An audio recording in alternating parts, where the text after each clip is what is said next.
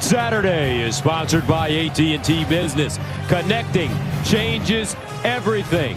From Geese Memorial Stadium here in Champaign, Illinois, we've got a hot one for you today as the world-famous national champion, undefeated Ohio State Buckeyes coming to town to take on Brett Bielema's 5-1 Fighting Illini.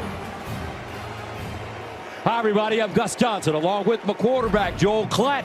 And welcome to Champaign, folks. We'll start with the Buckeyes, #1 in the nation, reigning national champions. They've got a quarterback that's been playing some lights-out football in Julian Sayin, and a defense that has a chance to be vicious, partner. And the reason for their success, the #1 reason, their intelligence. I totally agree with that. And really, it starts on both sides of the ball. We'll start with Julian Sayin. He understands what he's looking at, folks, and that's why he is so poised in the pocket. They've kept him clean, and there was really question marks about whether he would be a great quarterback here at Ohio State. And through this first bout of the season, he's been tremendous, in particular with his accuracy. But it's the defense that really has stolen the show early in this season. These guys are so good. They're athletic, but it is their intelligence and all the different schemes that they're running under their new defensive coordinator, Matt Patricia, Sonny Styles, Arvell Reese, Caleb Downs, some of the best defenders in all of college football. As for Illinois, after getting smacked around by Indiana and Bloomington a few weeks ago, they've rebounded back-to-back wins. One reason, their quarterback, Lou Altmaier, I tell you, back-to-back 300-yard games. He's the leader, and he's ready to show the whole country how good he actually is today. No one's talking about Luke Altmaier. I think he's playing maybe the best football of any quarterback in the country right now. Has not thrown an interception. Last week against Purdue, throws for over 390 yards. And really over the last couple of weeks, including that USC game that we called, no offense has been more explosive than Illinois. They need a fast start, but if you're going to pull off an upset, as Brett Bielema knows, you've got to have a veteran quarterback that plays great. That's what they're expecting today from Luke Altmaier. Illinois won the toss, deferred. Ohio State will receive, and here we go. Brandon Ennis is the deep man. This one into the end zone for a touchback, and that brings on Julian Sayin, the California quarterback, who's been playing some lights-out football for Ryan Day. I tell you, it's his poise as a young guy. I touched on it just a little bit ago, and his accuracy. Those are his best traits. And if you're going to be the quarterback of this offense, you're going to have opportunities. There's no doubt. With all that skill around him, including Jeremiah Smith and Carnell Tate, I'm interested to see how aggressive Ohio State is early in this game with Julian Sayin on the road. Sayin last week against Minnesota, 23 of 27, 326, 3 touchdowns, no picks. 1st and 10 at the 25. Bo Jackson, the talented freshman in the backfield. Sayin throwing on 1st down. Underneath, he's got his man, Brandon Ennis. Everybody talks about Jeremiah Smith, Carnell Tate. Brandon Ennis is a keeper as well, gain of 11. Let's take a look at Ohio State on offense. Offensive line has been sensational this year. They have kept Julian Sayin clean, and then all the electricity on the outside, including the best player in America, Jeremiah Smith. And on 1st down, Bo Jackson, young man from Cleveland. Defensively for Illinois, here we go. Well, this defense has got a tall task ahead of them, and they're going to try to use a little bit of a different scheme today. Juice Clark, #6 in the back end, is going to be following Jeremiah Smith around all day long. That is a matchup that we've got to pay attention to. And how much help will Illinois give Juice Clark over the top? Right now, he's in a one-on-one at the top of the screen. 2nd down and 8 at the 38-yard line. Sayin pulls it out. That ball deflected at the line of scrimmage, incomplete. And that'll bring up 3rd down and 8. And what Aaron Henry, the Illinois defensive coordinator, said to us, the most important thing, get off the field on 3rd down. Rosiak tipped that ball. 3rd down and 8. And they are fired up here in Champaign-Urbana. C.J. Donaldson checks in at running back.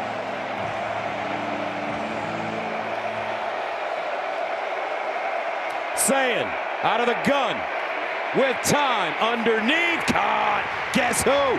Jeremiah Smith First down, Ohio State, gain of 18. They were double covering him out here, and yet he's still going to find the area in the middle of the field over here from the right side. You see him over the top, but he's able to get across the middle. Beautiful ball. Again, there's the accuracy, and it allows Jeremiah Smith to run right through that catch. So smooth for as big and athletic as he is, and it's a first down, Buckeyes. You're looking at the best player in college football. 7 catches, 67 yards, 2 touchdowns against the Gophers last week. From the 44, Jackson trying to sweep around the left side, and he gets crunched. Malachi Hood, no gain. Okay, this Illini defense, they've given up a lot of yards and points over the last couple of weeks to USC in a win, and even against Purdue in a win last week on the road. And they have got a tall task. One of the things they've got to do is disrupt the timing of Julian Sayin and get into his lap. It's tough to do against this offensive line, and you don't want to blitz because then you have one-on-ones on the outside. Second down and 10 at the 44. Opening series for the Buckeyes. Sayin takes his time, goes through his progressions, finds Carnell Tate. Tate coming off a huge game against Minnesota. 9 catches, 183. What you want to do is try to get the tight end, but watch as the linebacker for Illinois is going to catch the tight end. What do? You go to this side and throw that little curl route. It's a nice job from Julian Sayin getting to his second read. Sayin throwing dimes already. First down at the 33. Sayin lofts it up. Incomplete.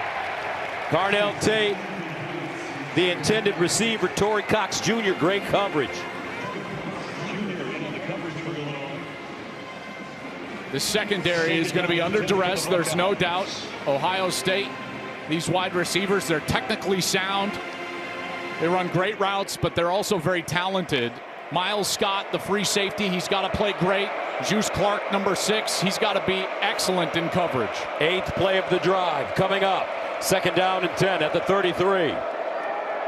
They'll hand it off to Jackson, who has a hole, hits the sideline. Jackson out of bounds at the 15. And I tell you what, partner, this kid was destined for greatness. His name is Bo Jackson. He better be great, right? I mean, you can't be an average back if your name's Bo Jackson. That's up front, Luke Montgomery, number 51. Gus, when I watch the film, Luke Montgomery, number 51, he's playing the best football of anybody up front. They run it over that left side. No one there, untouched. Jackson gets better every week as a true freshman. You see him just get more calm, more patient. The vision shows up, and they're a good burst. First down for Ohio State at the 16-yard line of Illinois. Jackson again. Ooh.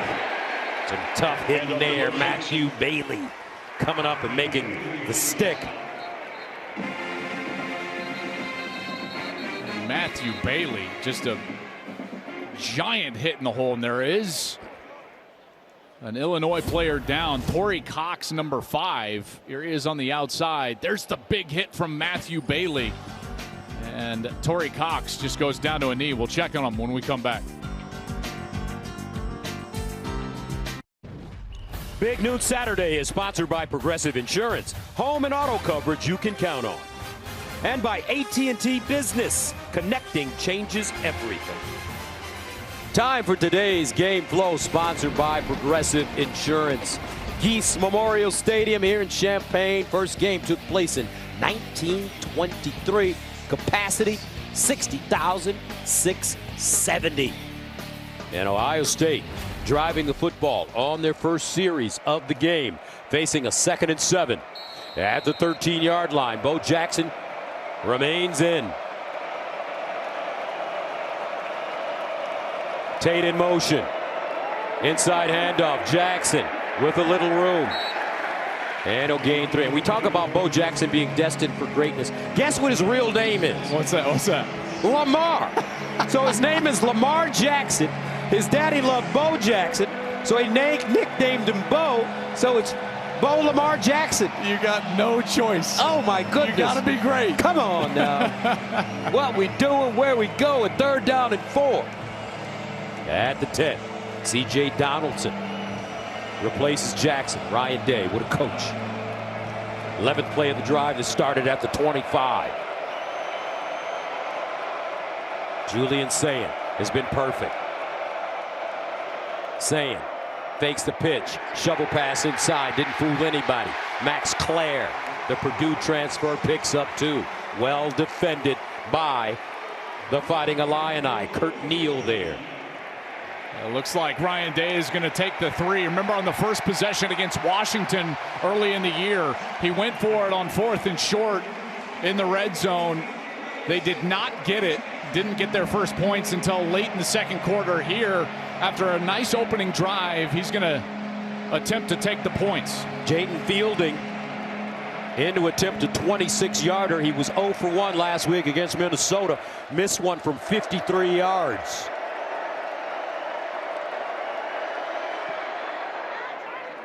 And it's good.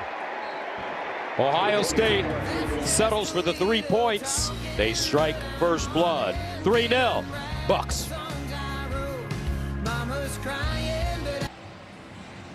Here's our Good Hands moment, sponsored by Allstate, celebrating 20 years of the Allstate Good Hands Nets program.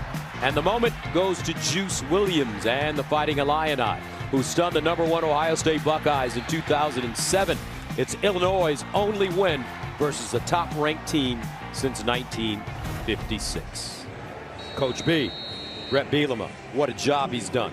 Led Illinois to a 10-3 season a year ago, the best since Ron Turner's 10-2 campaign in 2001, and only the 5th 10-win season in the program's 134-year history. Fighting Illini ready to get it back. Khalil Valentine back deep. He'll let this go into the end zone for a touchback.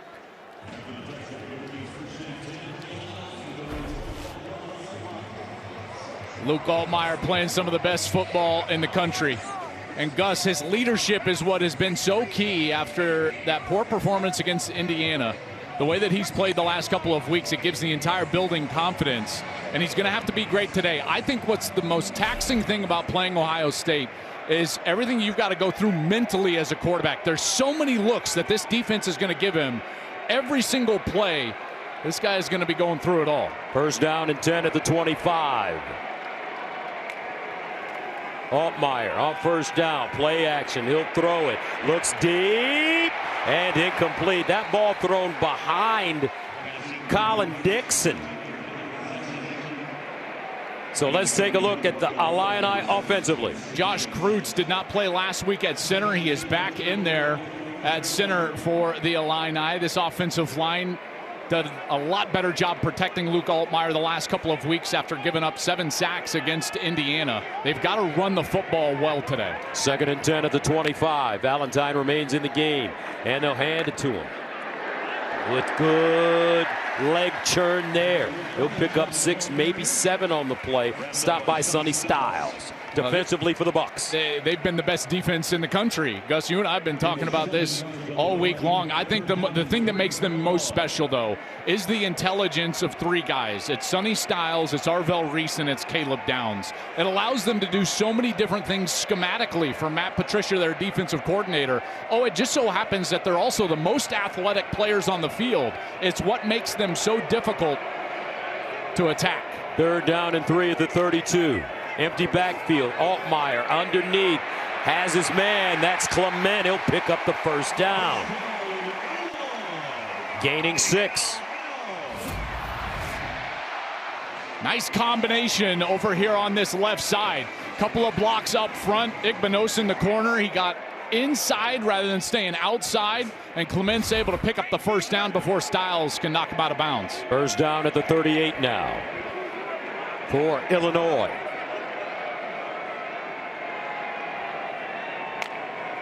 Altmaier, another quick strike to the far side. This time it's Beatty. Hank Beatty coming off a monster game last week against Purdue. You know, there is an injury for Ohio State, not in this play, but coming into today, Lorenzo Styles, veteran safety, not in the lineup. So now it's going to be Jermaine Matthews, normally the starting corner, who's going to go into the nickel position in the slot, which means true freshman Devin Sanchez, number 6, is getting his first start out on the outside. Second down and 3 at the 45.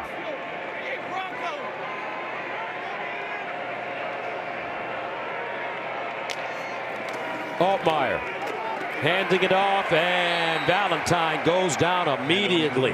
Kenyatta Jackson Jr., the senior from Miami, loss of 2. And he was banged up last week. Didn't play in really the back 3 quarters of that game against Minnesota.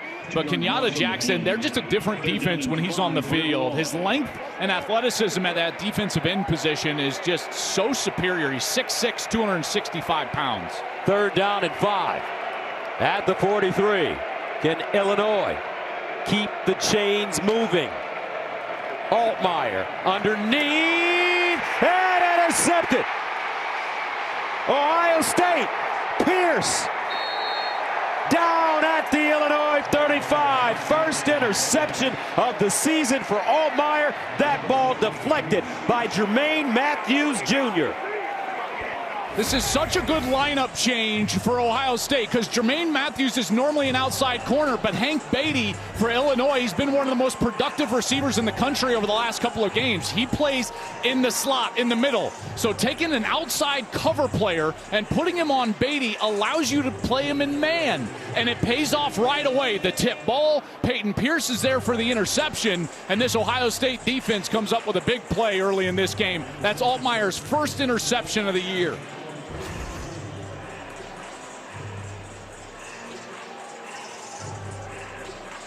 So the Buckeyes take over at the Illinois 35.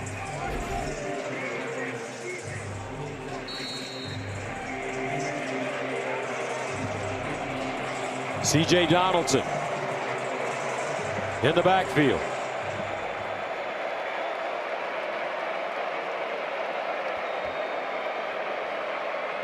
Sayin gives it to him. And he'll get through the hole, pick up about 5. Malachi Hood defensively. It's pretty evident this defense for Aaron Henry, the defensive coordinator of Illinois. They do not want to let these wide receivers get on top of them. So deep safety play, kind of a soft shell coverage there for Aaron Henry. Worried about Carnell Tate, worried about Jeremiah Smith. It means that the Buckeyes will be able to run the football here earlier in this game. 2nd down and 5 at the 30.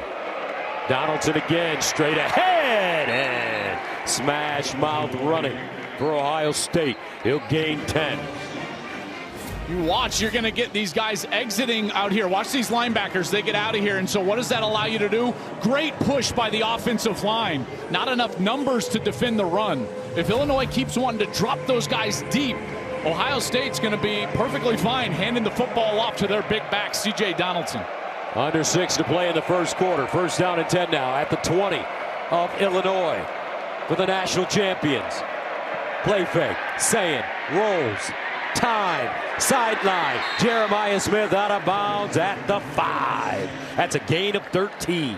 Man, they look crisp on offense. I'll tell you, every single week,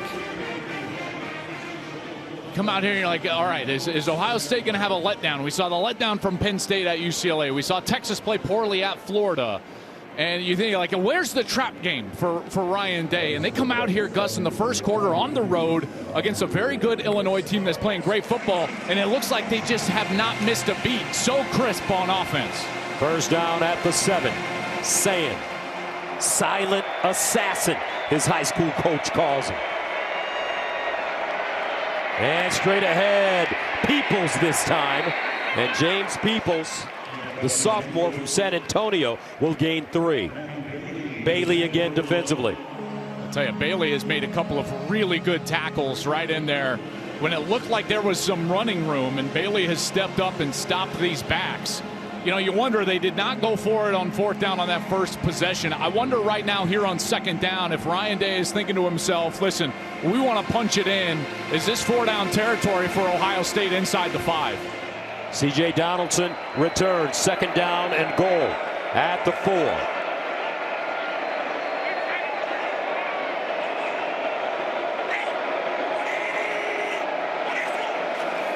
Donaldson on the pitch.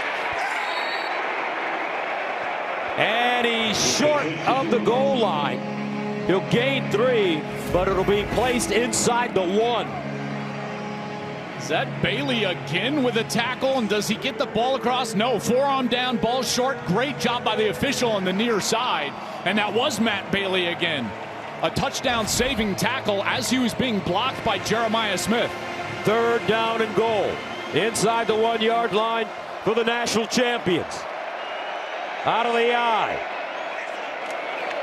Second man through, touchdown, Ohio State.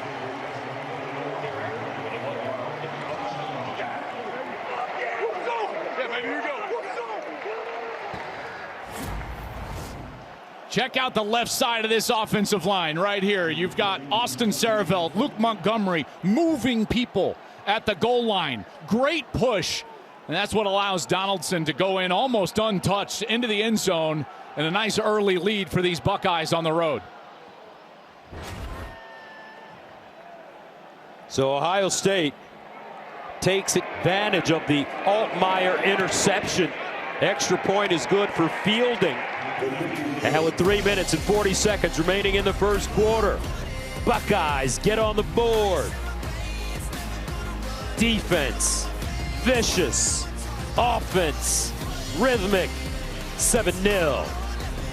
World famous. Let me correct myself, folks. 10-0 Ohio State with 3:40 to go here in the first quarter. Play the Fox Super 6 College Football Challenge. Download the Fox Sports app right now and enter for free for a shot to win your share of $5,000 in cash prizes. See the Fox Sports app for details. C.J. Donaldson, 35th career rushing touchdown, second most among active FBS players. Nick Singleton, Penn State, number 1. For Ohio State with a 10-0 lead on the road. Let's see how Illinois responds after turning it over. And they'll start from the goal line. Jordan Anderson. And he'll get up to the 20-yard line. And that's where the Fighting Illini will start.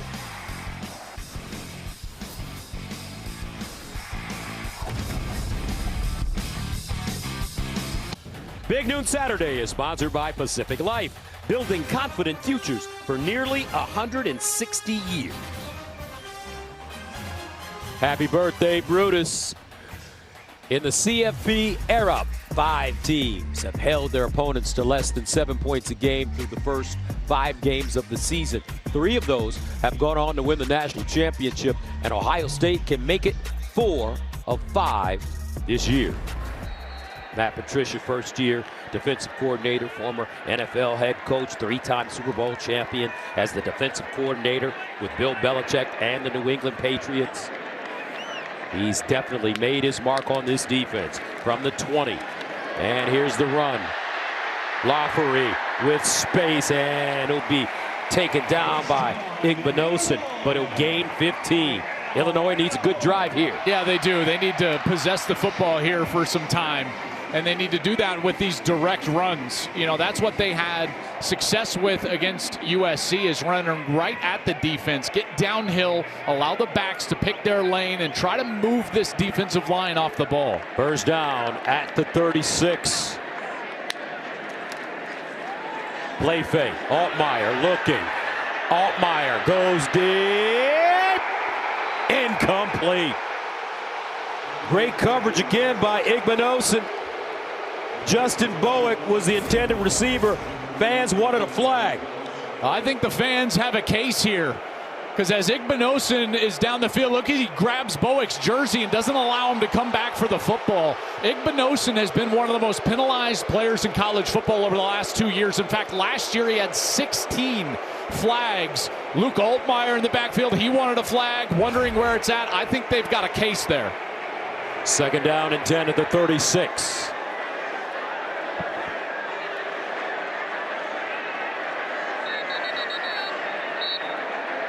And a timeout called by the Fighting Illini.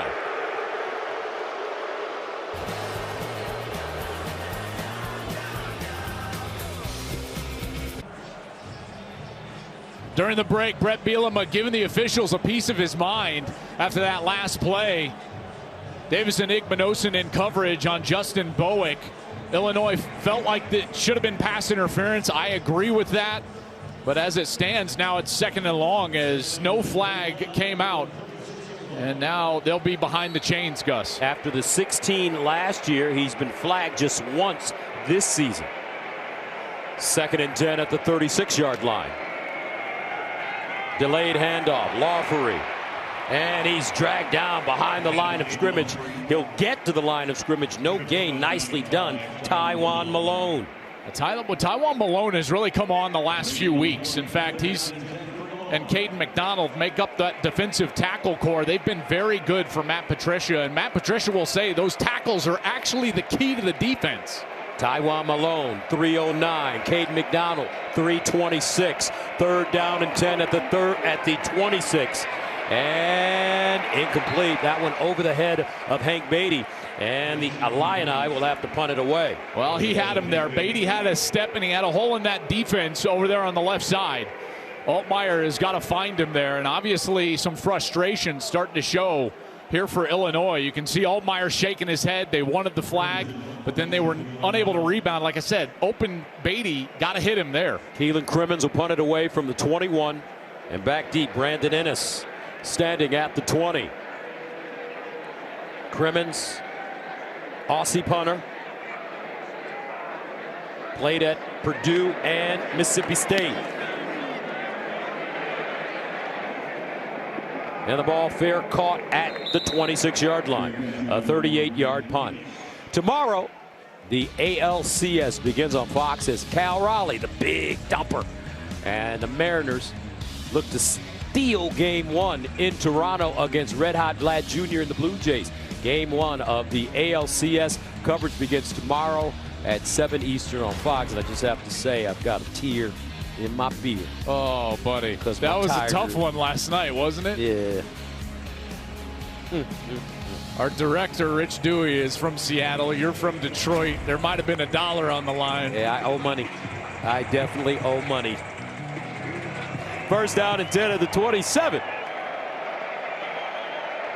Jeremiah Smith lines up in the Wildcat formation. No. They fire it out wide to Smith, who lined up in the backfield, and that's incomplete. Miscommunication there between Sayin and Smith. That's a play that can either be a run on the interior, or they can throw that little wide receiver screen out on the outside. I think Smith was expecting him to hand that football off based on the amount of defense that moved outside with him. Maybe Julian just didn't see it. 2nd and 10 at the 27. Now James Peoples re-enters the game as the pistol back. Peoples makes the first man miss, and he has to fight to get across the line of scrimmage. Joe Barna brings him to the turf. He'll gain 1. Well, these are the opportunities you got to take advantage of. And you can't allow Julian Sayin to just sit back and scan the field. When he's protected, he's just been surgical this year. And so who's the guy that's going to put pressure on the quarterback? It's got to be Gabe Akis, number 17. He's their best defender. He's their best pass rusher. He's got to show up right now and put some pressure on the quarterback. Jeremiah Smith lines up as the wide receiver at the bottom of your screen. Sayin looks the other side and caught Carnell Tate. That's a gain of 11 on 3rd and 9. Did he get that foot down? Control, oh yeah, 2 feet. That's an NFL catch right there for a guy that'll be playing on Sundays. I'll tell you what, this guy, he had a breakout game last week. Gus, here's the thing. We talk about Jeremiah Smith, and rightly so. Number 17, that's also a first-round player out there. He is so good on the other side of Smith. First-round player, first-round person. 1st down and 10 at the 39. Over the middle, and they hit the tight end, Max Clare. Here's a look at our reliable performer, sponsored by AT&T Business. Reliability that you can count on. And Gus, you said it, not only as a player but as a person. It's Carnell Tate. 6 catches of 40 yards or more. That's tied for most in college football. Breakout game last week against Minnesota. And he's a guy that could take this thing by storm. Was covered in formation, went down and caught the pass. It's a 5-yard penalty from the previous spot. Includes a loss of down, 2nd down. Yeah, there was a late flag on the formation there on the last play. And they said Max Clare, the tight end, number 86, was covered up. That means there was a wide receiver that was on the line of scrimmage rather than off the line of scrimmage. And you can see, yeah, you can see right here, Jeremiah Smith is on the line of scrimmage and Clare is on the line of scrimmage. So that tight end cannot go out and catch a ball. That's exactly what happened. 1st down and 15. At the 34. Bo Jackson, the freshman. They give it to him.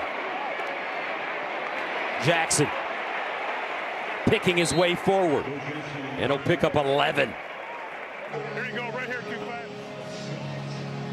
Tell you what, this Ohio State offensive line, you can see them improving day in and day out. And there have been continuity.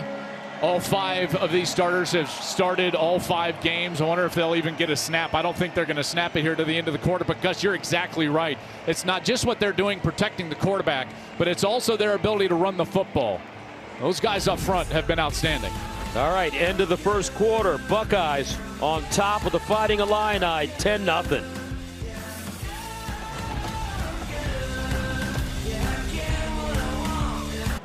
Big Noon Saturday is sponsored by AT&T Business. Connecting changes everything. Welcome back to Champaign on a beautiful day.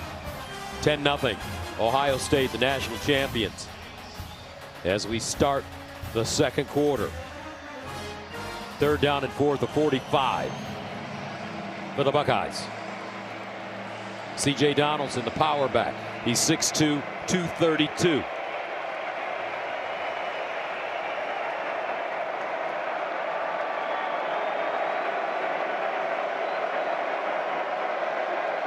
Saying, lofts it up, sideline, Jeremiah, and he's got it at the 22-yard line. Beautiful throw, 33 yards, 1st down, Buckeyes. I'll tell you what, you're going to line up man-to-man coverage. This is difficult to do. He beats him off the line of scrimmage. The ball's a little underthrown. Does he keep that in possession all the way through? Looks like it was coming loose, but look, and this guy is just so good.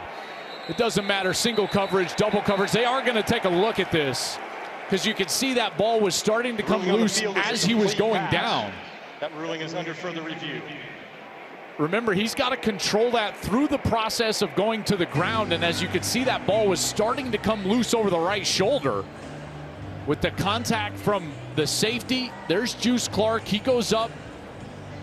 There's Miles Scott, number 10. And then he's got to survive the ground. And that's where I felt like the ball came loose and he lost a little control there. We're joined by our rules analyst, Mikey Rulebooks, Mike Pereira. Mike, what do you think? Yeah, it's really an interesting one, Gus, because yes, he goes to the ground and the ball does move, all right? It does move. Did he lose total possession? Or did he lose the total possession when the defender knocked it out after he rolled over? You know, you look at it and say ruled on the field catch. Is there enough to turn it over? I'm really not sure at this point. Watch here. Yes, the ball's going to move, but it doesn't get stripped away really till there. Very close call. I'd love to see him stay with this. So you say no catch, Joel? I'd say whatever you say. Come on. You've been the expert this Come year. on. You have. I know. I wanted Gus to go first. Yeah, exactly. Exactly. I'm going to say it's a catch. And Illinois saying it's not a catch. Well, if you say it's a catch, I say it's a catch. Get out of here, man. You're not making it fun. By the way, folks, I'm up 2-0. That's right. This season. That's right. I've lost $2. Jeremiah Smith, what a great route, great catch. They always brag about his route running ability, but what I'm seeing, partner, Julian Saying throws a soft, almost like Joe Montana ball. Yeah, he's hyper accurate, you know, and this is a guy that gets better every single week. Now that ball was just a touch underthrown, which is what allowed Juice Clark to get back in phase, it's called, and get up there and knock that ball away. And it does look like by the reaction, the officials are starting to run back the other direction. I think this one might go the other way. I'm going to say no catch, Gus. I owe you $1, brother. But Illinois, they will take it. After reviewing the play, number 4 did not maintain control through the process of the catch. Therefore, by rule, it is an incomplete pass. The ball will return to the previous spot where it will be 4th down. So close. You know, if he would have had his hands on it, but it was kind of secure in his forearms and slips away. So close. Good coverage there from Juice Clark. And that wipes out a 33-yard gain. So Joe McGuire, the junior from Melbourne, Australia as well, in the punt from the 30. Hank Beatty back deep at the 10. McGuire, hand over in. Fair caught at the 16. A 38-yard punt.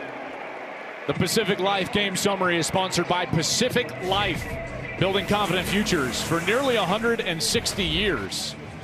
Well, the first quarter has been all Buckeyes. Julian Sand, 6 of 10 for 66 yards. They've run the football well for 59. That's the most they've had in the first quarter all season. And Luke Altmaier, his first interception of the year, he's only 2 of 6 for 13 yards. We'll see if Illinois can get something going on this offensive possession. It is tough sledding against what has become the most dominant defense in the sport. First down at the 16. Caden Fagan checks in. Fagan has been nursing an upper body injury and almost another pick. Colin Dixon target Igbinosun defensively, and there's a flag on the play.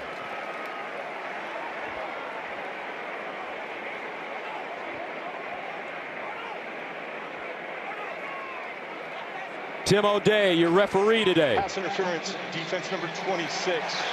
The ball will be placed in the spot of the foul. Automatic first down. Peyton Pierce. Correction, foul is on number 1.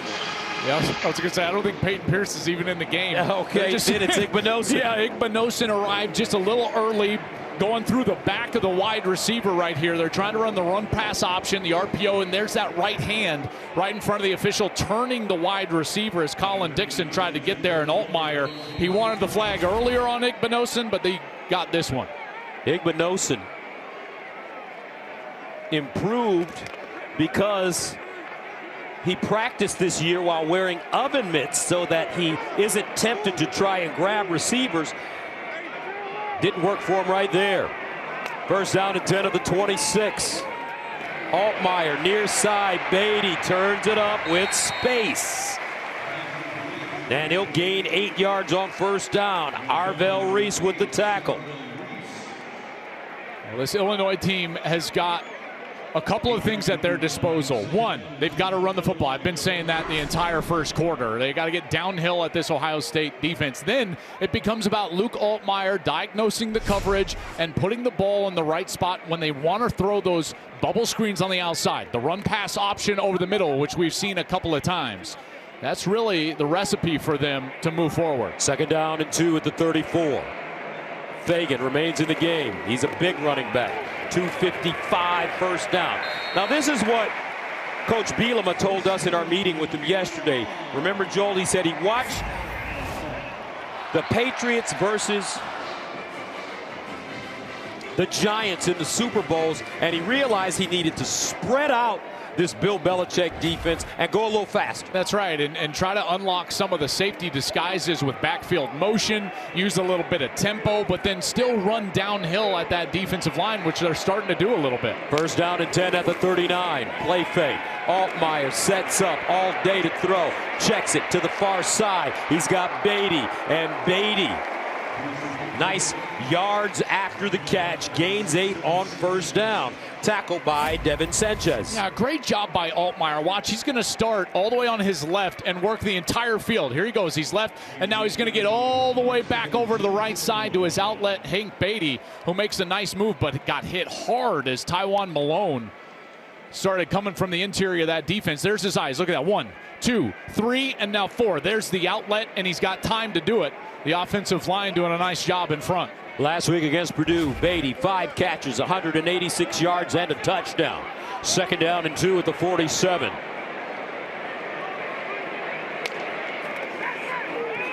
Altmaier over the middle and broken up. He had his target, Hudson Clement, but Igmanosin, Johnny on the spot again. This is difficult to do. He's reading the run on the left side, but then he's got to come back and throw the ball on the right side. And that one was on the money in a shoebox. The problem is that the coverage is so tight from these defensive backs, and it's got Luke Altmaier a bit frustrated in the backfield. A lot of tipped balls already. 3rd and 2 at the 47. And they'll run it and will not get it. Jordan Anderson this time. And he stopped by Sonny Styles. Oh, man, do you go for this right here? I think that you do. Gotta. Don't you? Yes. You know, there's a time to be aggressive, and this is it. Down 10, second quarter, and they put the big back in, so number 3 checks back in. Gus Caden Fagan, you already mentioned, he's 6'3", 255 in the backfield. Remember, Luke Altmaier, he's like a point guard. As a quarterback, he's got great wheels. And watch for the hard clap, too, to try to draw him offside. 4th down and 2 at the 47.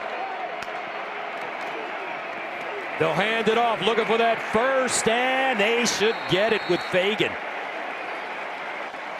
Looks like Fagan got pushed forward by a Buckeye.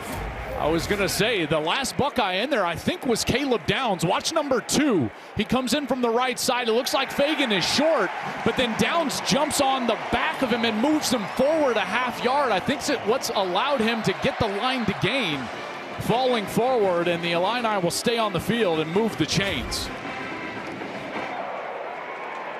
1st down and 10 at the 49. 10:43 to play in the second quarter.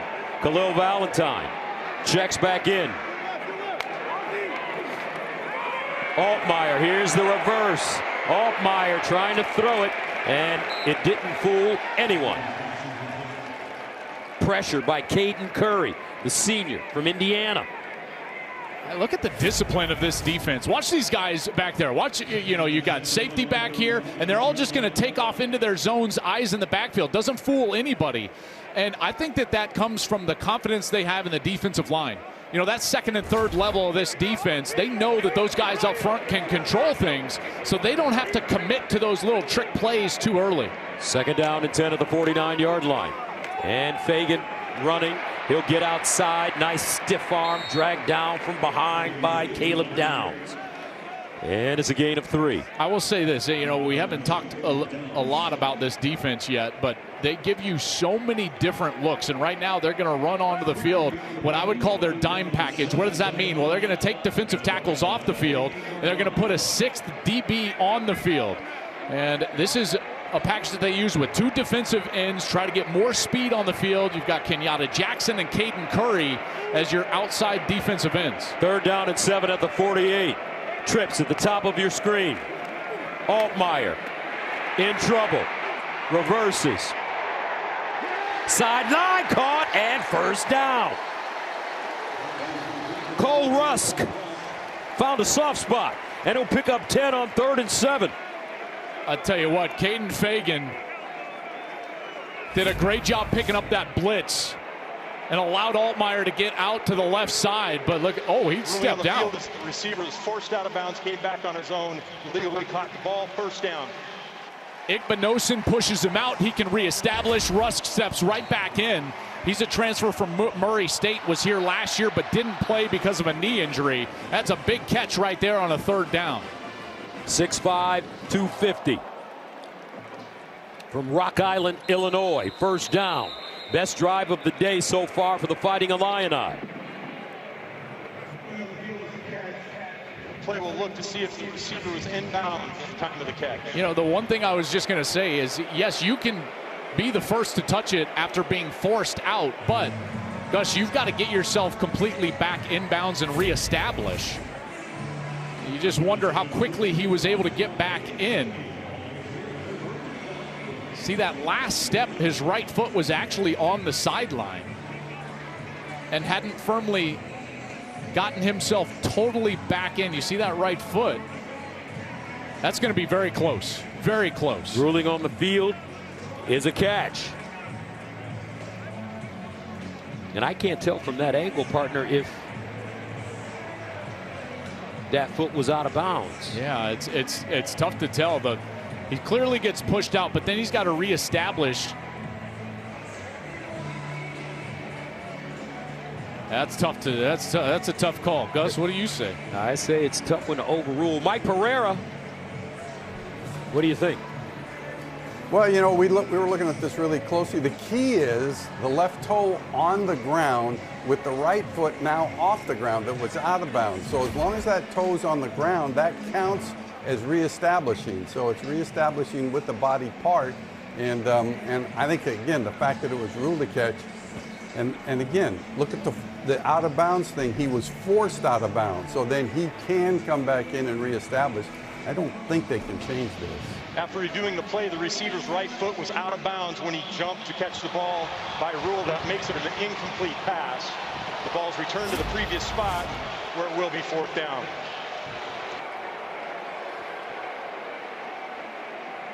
There you go.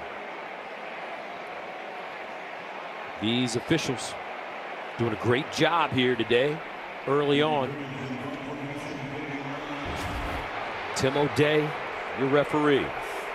That makes it 4th down and 7, so the Fighting Illini will have to punt it away.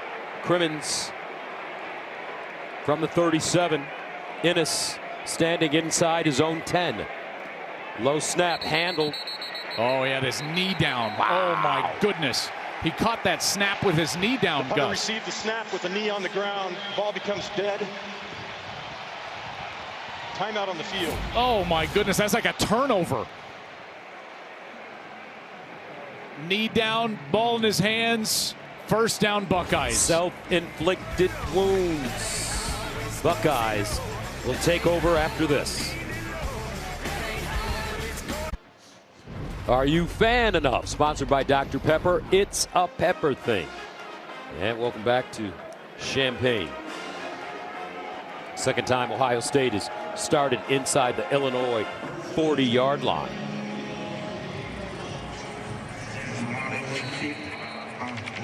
First down and 10 at the 38.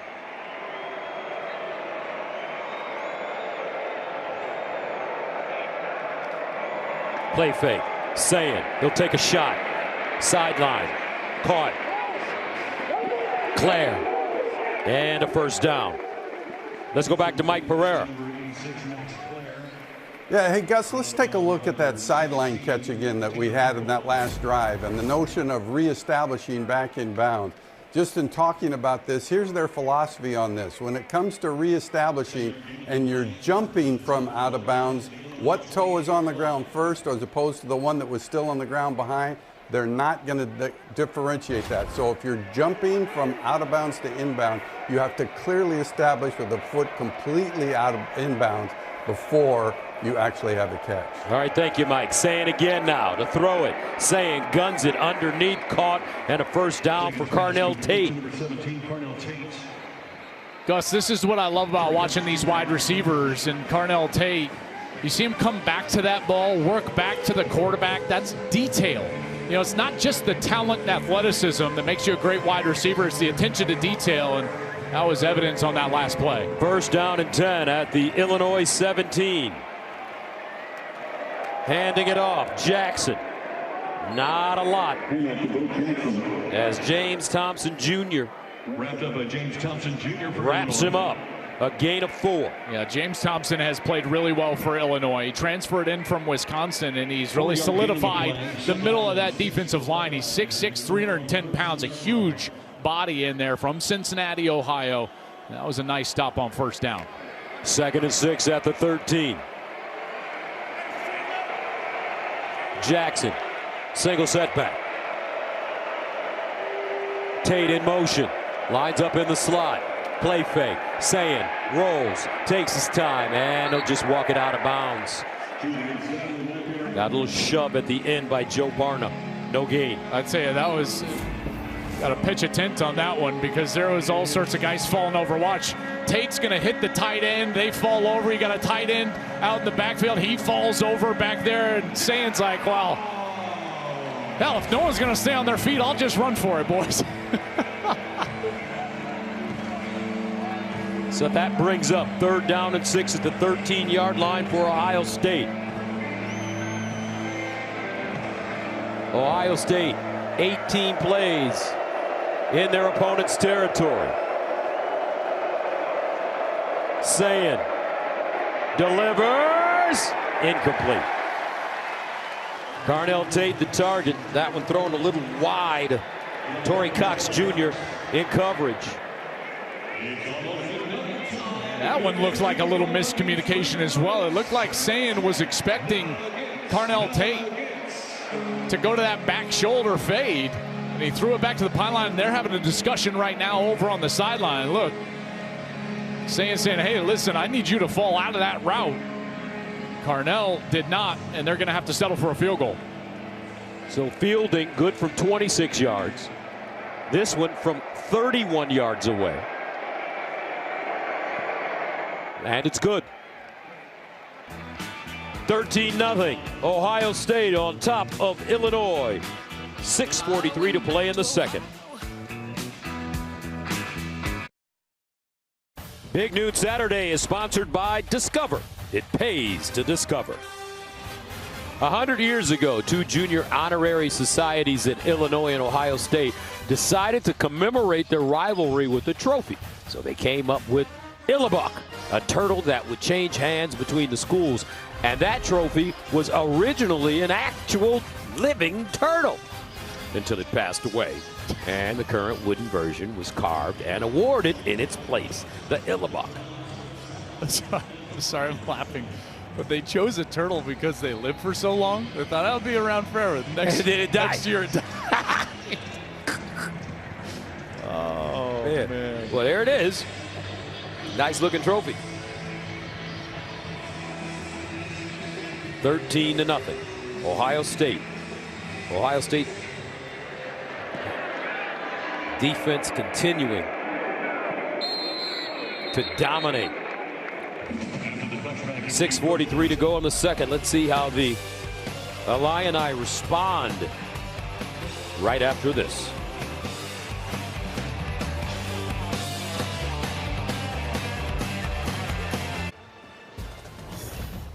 A huge day of college football continues next with TCU versus K-State. And under the lights at 7:30, Kansas takes on 9th-ranked Texas Tech right here at Fox.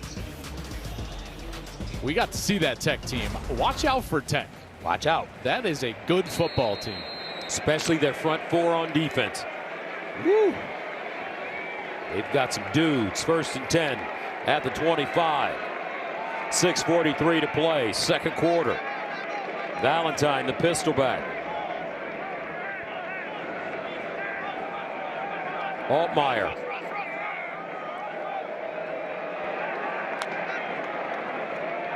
Altmaier hands it off to Valentine. He'll cross the line of scrimmage and gain a yard.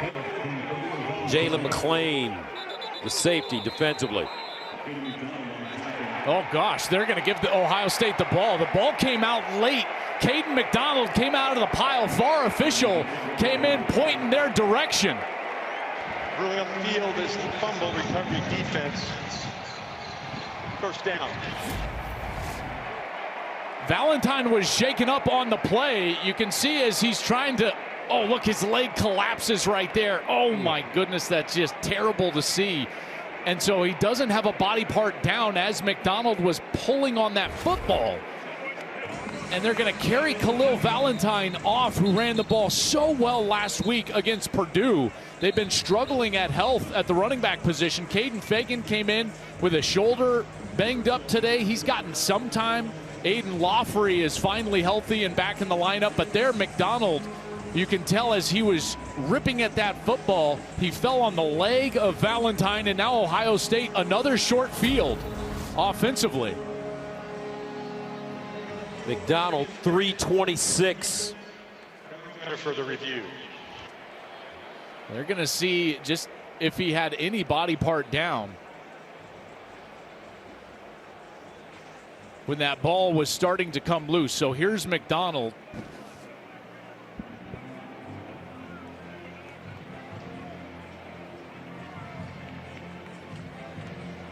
I mean, it's tough. I mean, you feel for Khalil Valentine in that position. I mean, what a terrible position to be in. But I didn't see any body part down. Good to see him at least walking on the sideline after being carried off.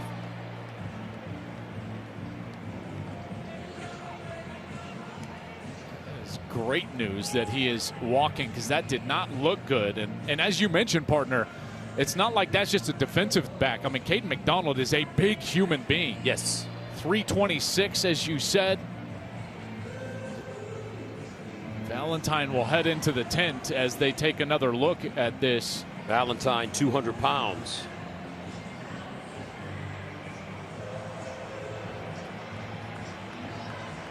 You know, it was so late. I thought that maybe progress would have been ruled stopped, but that was not ruled on the field. After reviewing the play, the ruling of fumble recovery defense is upheld. Down Ohio State. So Ohio State forces the turnover. Oh my goodness. And just think about these massive plays that have gone against Illinois. That first down that then comes back because Rusk didn't reestablish. Then all of a sudden the punter, his knee is down, which, by the way, I feel like they should change that rule in college football. And obviously in the NFL, your knee can be down because you are not touched. Well, in college, they should afford the punter the opportunity to go down to a knee and then still get the ball off. That's just a personal opinion of mine. But then now another turnover and a short field for this offense. So from the 26-yard line now for Ohio State, first down. Jackson on the toss. And Jackson wrapped up at the line of scrimmage. Nicely done. Rosiak, no gain. Let's check in with Jenny. Well, no, you guys witnessed as well that moment between Julian Sayin and Carnell Tate, discussing a little bit of that miscommunication when they were leaving the field. Well, those conversations continued on the sideline, but in a really positive way. And Coach Day pulled me aside before the game. We talked a little bit about Julian, and he said he's starting to find his voice, his confidence. I have to say, guys, I talked to Julian before Texas. I talked to him this week. A totally different player in terms of his confidence in leading this group. All right, Jenny, 2nd and 10 to the 26. Jackson. James Thompson with the stop, a gain of 4.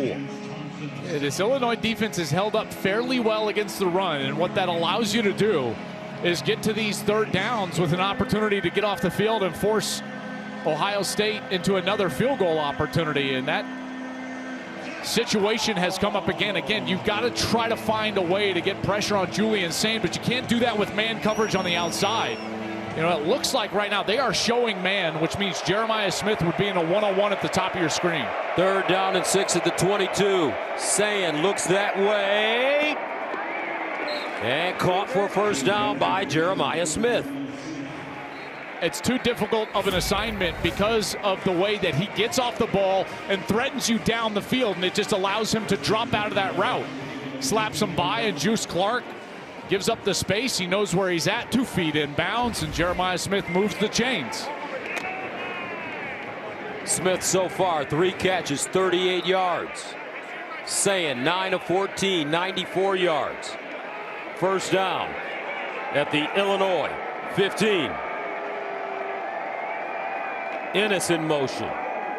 Peoples has to fight, and he'll be tackled for a loss by Matthew Bailey. Tell you what, this man has been playing some great football this season. A loss of 2. Has. You're exactly right. And also in there was Gabe Akis, which slowed down that play and allowed Bailey to get in there, Gus, like you said, and make the play. He's made several plays right there near the line of scrimmage from that safety position, in particular in the red zone as you play closer down towards the line. He's 6'2", 215 from Moline. 2nd and 12 at the 17.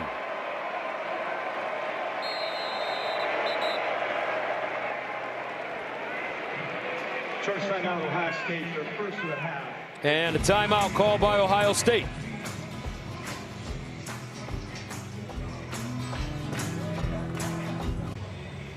Buckeyes on top of the Fighting Illini, 13-0. Under 4 minutes to play here in the 2nd quarter from Champaign. You know, if there's... And hopefully Valentine is okay. Went off the field, had to be carried off the field, but then he started walking on his own, now on the bike. And watching the film, which is more important, because you know now he's like, all right, I'm back in this thing, and hopefully back on the field on the next series. 2nd and 12 at the 17-yard line.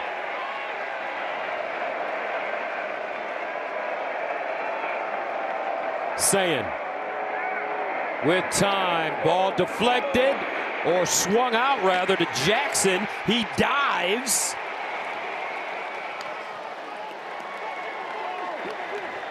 And a touchdown.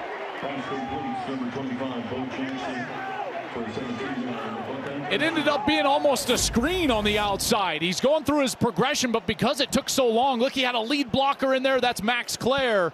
And as long as he stayed in, in the air, ball over the pylon, and Bo is in the end zone. Great job by Julian Sayin, just surveying the field, getting all the way over to his last man in the progression. And like I said, it almost acted like a screen because the tight end was out in front as a lead blocker. A 17-yard touchdown grab by Bo Jackson.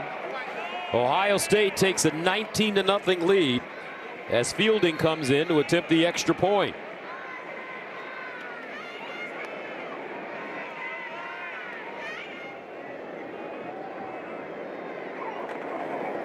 And it's good. 5 plays covering 26 yards. They scored 2 minutes and 50 seconds. 20-0. National champions.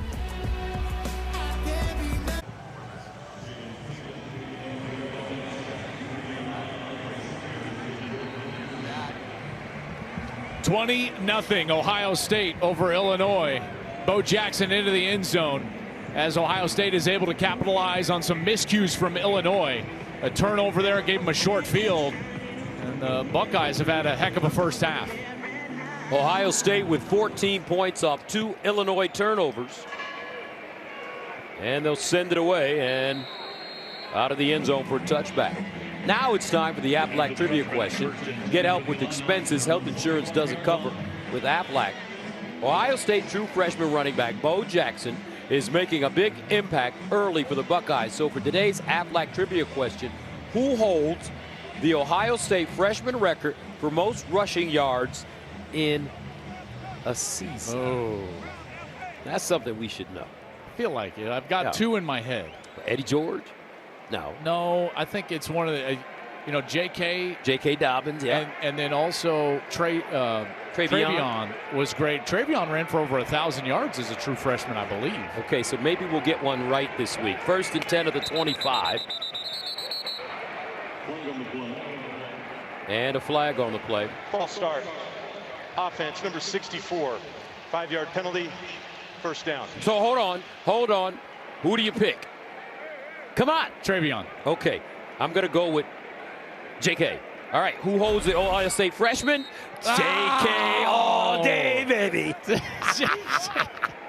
I still, every time I see an Ohio State fan, and they bring up one of 2 things. They're like, hey, tell Gus I got barbecue back there. Or they say, J.K. all day. I tell you, they gave us barbecue. I can't even eat barbecue anymore. First down at 15. Wait, what? No. This 58, bro. It doesn't work out that well. Over the middle, and it's caught. Clement. And Hudson Clement picks up 17. His knee was down. Good throw there from Luke Altmaier. Best of the day. 2 timeouts remaining for Illinois. Altmaier again over the middle, and again he completes it to Hudson Clement. Clement came in with 13 catches on the season. Now the Fighting Illini moving the football. Yeah, and this is how you have to attack this defense. You get them into more base structures. Also, Luke Altmaier, this is how he wants to play, with tempo. First down at the 48. Altmaier again on near side. Colin Dixon turns it up. He'll gain 7.5, maybe 8. This is the type of quarterback. He's so experienced that at times as a quarterback, you go over and you're like, all right, give me the ball. Not in let me run it, but let me go out there and be a point guard. Give me the game, and that's what it feels like right now. 2nd down and 2. Here's the run with Fagan. First down, Illinois. As they get to the 30, a 9-yard gain. Yeah, and Fagan is reaching for that shoulder again, and he's going to come out. I told you he was banged up a little bit with that shoulder. He goes down to the turf on that side, and he's got to ask out But this is a huge sequence here. Obviously, 20-0 hole. You got to come back. But they did defer after winning the toss, so they do have the first possession to start the second half. So a chance here to get a couple of possessions where they can try to get some points on the board. First down and 10 at the 31. Altmaier over the middle, checks it down to Jordan Anderson. A 6-yard gain, and that takes us to the 2-minute timeout. 20-0 Ohio State, but Illinois finally moving the football.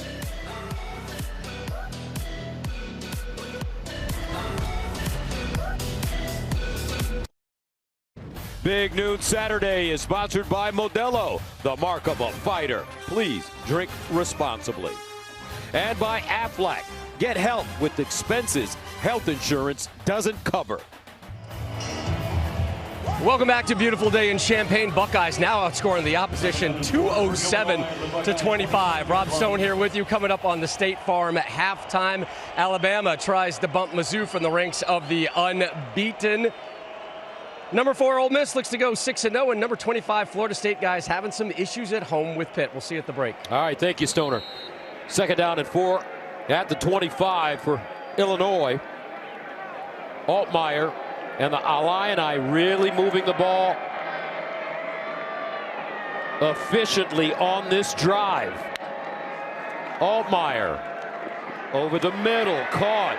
Should be a first down. Hudson Clement again. And it is a first down. Yeah, I just love this series because this is just a Luke Altmaier series. Letting him be the point guard. It's a lot easier as a quarterback to find this rhythm when you're in a 2-minute style tempo like they are on this drive, and he's been terrific. First down at the 20. Altmaier near side throw. Clement. And he'll get to the 16. A gain of 4. Reese with the tackle. This is what they were talking about in the meeting yesterday. Spreading them out and going quick. That's right, and they're not substituting. So those 11 for Ohio State have to stay on the field. They can't call those blitzes. They can't get fresh pass rushers on the field. Second down. The fade in the corner. Caught. Bowick. A flag on the play. If it stands, it's a touchdown. Pass interference. Defense number 6. Play is declined. The result of the play is a touchdown. Touchdown, Illinois. Man, they marched it up and down. And Bowick runs a great route and makes a terrific catch. He's their red zone target. There you see the tug of the jersey. The only thing is that nothing actually hit in bounds. I'm sure this will be reviewed for the touchdown perspective. The penalty will stand, though. I think this is going to come back from a touchdown. There's the grab of the jersey, and the young corner, Sanchez, Devin Sanchez, gets called for it. Bowick is really a big guy, 6'4", 210, and he's really good in the air. There was a flag on the other side as well for P.I. Igbinosun. There's a flag. There was a flag on Sanchez, both sides. That's Bowick's, if it stands, 5th touchdown. But like I said, partner, nothing came down in bounds. So I could see this coming back as it relates to a touchdown. But then obviously the penalty would be enforced and it would be an automatic first down for Illinois. Bowick from Powder Springs, Georgia, Ball State transfer. Devin Sanchez all over him.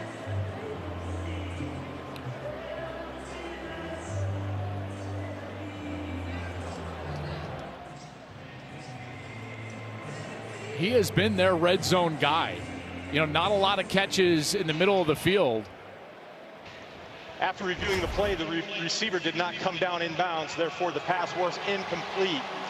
However, the pass interference on defense number 6 will now be enforced. It will be placed at the 2-yard line with an automatic first down. Please reset the game clock to 1 minute and 24 seconds. 1:24, please. Thank you. Devin Sanchez is a really long, good-looking young corner. He's 6'2", 198, but having to start today because Lorenzo Styles is out for the defense. And now Illinois will do something that no one's been able to do really in a couple of years, which is punch the ball in from inside the 5 against this Ohio State defense. Remember, think about this. 4 weeks ago today, Ohio State gave up its last touchdown to Ohio. First down and goal at the 2. Fagan, the deep Mac, in the eye with the tender shoulder. Play fake. Altmaier scrambles, turns it up. Oh, what a tackle. Caden Curry is 260. And he tracked down Luke Altmaier in space. A loss of 2. What an incredible effort by Caden Curry there. It looked like Luke Altmaier was going to get the edge, and then Curry is able to get outside and just trip him up. You know, you talk with opposing offensive coaches, and they will constantly say, listen, it might be easier to score on Ohio State from outside the 20 than inside the 20. Their red zone defense has been incredible. They are #1 in the country. They have not given up a touchdown in any red zone possession yet this season. You go back to last year, they were incredible in the red zone in several goal-to-go situations. Texas, obviously, famously in that national semifinal. Penn State had first and goal. Nebraska had a 4th down inside the 5. And this is a defense that just is so difficult. What's the difference? What has this man, their defensive coordinator, Matt Patricia, done to make them look? They actually look better this year than they did last year. Yeah, I think it's multiple. You know, now they were great inside the 5 last year as well, but they're more multiple in terms of the fronts that they run. So they cause the offensive line fits in terms of recognition, and they also disguise in the back end, similar to what an NFL team would do. Let's see if Illinois can punch it in. 2nd and goal from the 4. 2 timeouts. 1:18. Altmaier pulls it out underneath, and they stop him again. Lawfery just body slammed by Tywon Malone Jr. Tywon Malone looks like a ballerina here. Watch, he's going to turn himself all the way around, spin, and just grab him and say, no, you come here. And he stops him at the 1-yard line. Look, Malone's looking way outside, and then Lawfery falls in his lap. He spins him down to the ground. Altmaier was in the background with his hands in the air. He thought they had a touchdown. Gus, it's remarkable how well they play defense inside the 5-yard line. It's crazy. And this dates back to last year. Yes. Jim Knowles was the defensive coordinator, who's now at Penn State. 3rd down and goal at the 1. And you wonder, with all of that success that they've had, is it 4-down territory? You know, would you just take the points knowing that they're going to get the ball, Illinois, of course, after halftime? You got to go for it, I would say. I would think, and to be honest with you, I don't think you can run at the interior of that defense. Look at all those guys. Those are all 300-pounders standing with their heels on the goal line. Altmaier facing a 3rd down and goal at the 1. Jordan Anderson checks in at running back. And some movement on the right side of the Illinois offensive line. Wow. A false start coming up. False start. Offense number 86. 5-yard penalty. Down. It's Christian Abney, the far side tight end. And Altmaier's not even giving a cadence. And you can see some frustration. That's Melvin Priestley, number 58, giving Abney the business there as Kenyatta Jackson says move him back 5, and now it becomes even more difficult. I think this has got to be a throwdown now. You can't run the football from the 6-yard line at this defensive front. Altmaier 7 for 7 on this drive. They've gotten so close. 3rd down and goal at the 6. I think you might want to run the quarterback on the edge, try to get him in some sort of zone read with a lead blocker in front of him. Lawfery checks in. Altmaier in the corner, back shoulder, incomplete. Igbinosun defensively. No flag. And that brings up 4th and goal. That ball needed to be thrown higher from Luke Altmaier. You see Igbinosun never turns around, gets away with some contact, but the ball is so low. That's got to go up high. He didn't play the ball. Should that be a penalty? Well, only if there's contact through the man that's forceful enough to keep him from making a play on the ball.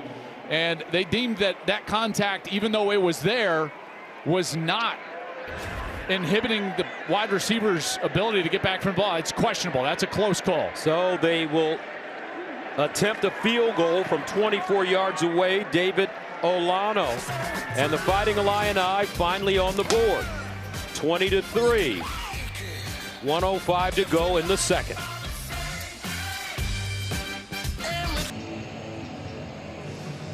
Illinois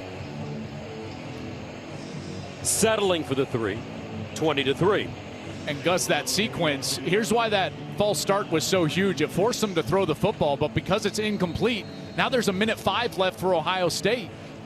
And now they get the ball with a chance to try to go down and get some points right here. So Brett Bielema obviously frustrated with the no call on the pass interference, or no pass interference, but also time left for Ohio State. So 1:05 remaining here in the second quarter. Tomorrow on Fox, Dak and the Cowboys take on the Panthers, or Matthew Stafford and the Rams battle the Ravens, or other regional action. Check local listings for the game in your area tomorrow on Fox. Man, what a sequence that was. And again, no touchdowns inside the 5. It's just stunning how good they've been in their red zone, and in particular what I would consider the low red zone inside the 5. And now 178 minutes of game time back to that Ohio game without giving up a touchdown. First down to the 25. Sayin looks backside, sets up a screen with Jeremiah Smith, and he's gains a couple of yards. But dropped quickly. Ohio State out of timeouts, as you mentioned. Second down and 8, not in a rush with the lead. Sayin, sideline throw caught by Max Clare, gain of 4. Their kicker, Jaden Fielding, he's attempted from over 50 yards, but has yet to make a kick from over 50 yards in his career, which means you really need to get this ball to feel decent about it almost all the way to the other 30-yard line. Attempted a 53-yarder last week. He had enough leg, but he was wide left, kind of hooked it. Good from 26 and 31 today. 3rd and 4. Sayin looking over the middle and knocked down. Great defense this time by guess who? Matthew Bailey.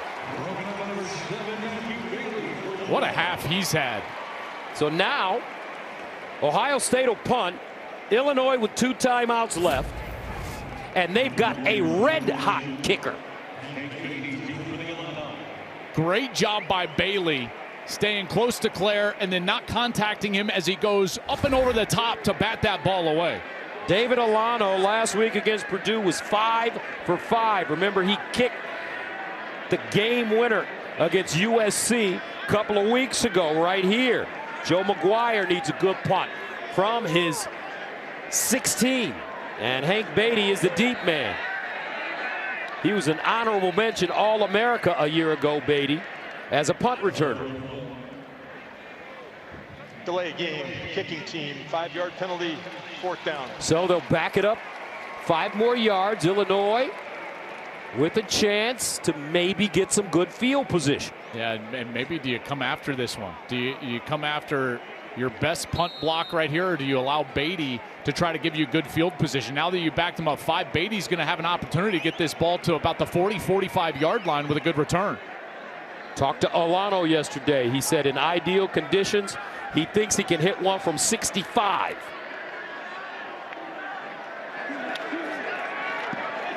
They send it away. Far side. And it goes out of bounds inside the 35. And that is a 34-yard punt. And there's David Olano. Now, Gus, down on the field before the game, watching the kickers go through their pregame warm-ups, the opposite direction is where they were hitting all the long field goals. The wind is traveling what little wind there is from left to right. So the kickers, from a range standpoint, going the direction Illinois went, they were about 5 to 7 yards shorter than going left to right. So I think that Illinois needs to get this ball to about the 35-yard line to feel good about the range of their kicker. And remember how the Fighting Illini moved the football on their last drive through the air. 1st and 10 at the 40. 2 timeouts left. Altmaier all day to throw. Checks it down to Anderson, and he'll just walk out of bounds around the line of scrimmage. A gain of 2. What's nice is those 2 timeouts in the pocket, so Luke Altmaier can work across the middle of the field, even short of the first down marker, and they can still stop the clock. Where do they need to go to get in field goal range for Alano? Yeah, I think this direction, it's probably about the 35-yard line, 36-yard line. So they need about 25, 30 yards. 2nd and 8 at the 42. Altmaier looking. Altmaier fires. Oh, incomplete. Hudson Clement had his hands on it. Just couldn't haul it in. He got all sorts of time in the pocket, and this one is just out of the reach of Clement. Ran a beautiful route. He's behind the defense, and boy, you'd love to see him come down with that one. And Altmaier again shaking his head in the backfield. Just not his best day so far. 3rd down and 8 at the 42. Big play here for Illinois. Trips at the bottom of your screen. Here comes the pressure. And Ohio State gets to him. Kenyatta Jackson. Arvell Reese. A loss of 8. And they'll just let it run down and go to half. I tell you, Arvell Reese came like a bullet off of that left side of the defense, right through the tackle for the sack. This guy, whoo. Gus, watch your guy, Arvell Reese, right through the tackle, just shoves him into the lap of Luke Altmaier, and it's... As the Buckeyes send it off into the end zone for touchback. Let's go downstairs to JT. Well, Gus, as you know, we've covered a lot of Ohio State football over the years, and I asked Coach Day specifically about that red zone defense. You know what word he used to describe them? Unbelievable. I feel like that's a pretty good word coming from Coach Day. Obviously loved the way they ended that half. He said he still wants to see that defense continue to make them work the entire field offensively. They got to capitalize on the red zone. Now, Coach Bielema was frustrated with the refs coming back out here. Didn't want to give me specifics, but he said those mistakes, obviously they're hurting us. You just can't make anything happen when you're making mistakes. Luke Altmaier needs to be better. We will be better in the second half. All right, 1st down and 10. And Altmaier handing it off to Lawfery. And Sonny Styles there for the tackle, gain of 2. This was going into the half, and that's the far side official. It's Nicole Randolph, and he was upset at some of those non-pass interference calls, in particular down in that red zone stop, and he was highly frustrated walking in at halftime. 2nd down and 8 at the 27. Altmaier out of the shotgun. Altmaier over the middle, and a nice ball. Nice catch, Hank Beatty again. So there's some room. He gains 13. 1st down, Illinois. If you're going to throw the ball on this defense, one, you got to protect. And the offensive line has done a decent job of that today. Not perfect, but decent. And then you got to attack the seams of the defense. They get there quickly. 1st and 10 at the 40. Lawfery down the sideline, out of bounds at the Ohio State 40. Jalen McClain ushers him out of bounds after a 23-yard carry. I love that formation. They had all the wide receivers over to the top side of the screen. No defender. All the defense went over that direction, and Ohio State was outmanned. 1st down from the 37. Altmaier fires deep. Altmaier sideline, no. Igbinosun in coverage on Colin Dixon. I just love how physical Igbinosun is. He's 6'2", 195. Yeah, long corner. Comes back for his senior year, and he's always going to have hands on the wide receiver. And you can see they're looking back. Colin Dixon wants a flag right there. But you know, you go against number 1, he is going to be physical. He is not going to allow you to just run down the field. And again, shaking of the heads, and they're getting the boos out here from the crowd. And if you hold every play, they can't call it every play. 2nd and 10 at the 37. Good strategy. Here's Altmaier under pressure and just throws it away. Nobody near the football. Kenyatta Jackson with pressure. Look at this defense adjust. Watch all these defenders. They're trying to flood the zone over this way with all of the motion and then the wheel out of the backfield, but the defense was on them. It was man coverage. Again, Matt Patricia switching things up. Call them, they think they're going to be in that zone, and then Altmaier ultimately takes a hit from Kenyatta Jackson. It's just scary with Coach Patricia doing what he's doing with the defense, and it's just his first year. Can you imagine in the next couple of years? 3rd and 10. Altmaier delivers. Caught. First down. Illinois. Colin Dixon. Illini, they're starting to get their confidence. They really are, and again, it's the ability to attack that deep middle of the field. When they're in zone coverage, that's exactly where you have to attack them. There are holes in that zone over the middle. That's where Altmaier needs to attack. Gain of 17. Altmaier again. Quick strike this time. And it's Rust. And he's close to a first down. Caleb Downs with the tackle. Remember what Coach Bielema said. He went back and watched the Super Bowls. When the Giants beat the Patriots, spread them out and go fast. That's right. That's exactly what they're doing, and they're having success. 2nd and 1. Here's a handoff. Fagan. A gain of 2. But now, Gus, it changes. Why? Because the field shrinks. And you're inside of this red zone where Ohio State has been so good. They've got to try to get somebody open on the outside, a pick play or a matchup that they like. First down and goal at the 9. Fagan with some room, dragged down by Arvell Reese. Their biggest target is Justin Bowick. He's going to check into the game. He's number 0. Remember, he's 6'4", 210. He's a matchup that they could like on the outside. But you've got to try to decipher, is Ohio State going to be in man coverage or are they going to be in zone coverage? 2nd and goal at the 7. A touchdown here would speak volumes for this Illinois team, especially from a confidence perspective. Lawfery, the pistol. They dump it off. Short side. Beatty down at the 1-inch line. Igbinosun with the saving tackle. Beatty tried to spin himself back to the goal line. Does that ball break the plane? It looks like it's short. Left forearm on the field before that ball gets to the goal line. 3rd down, goal from the 1.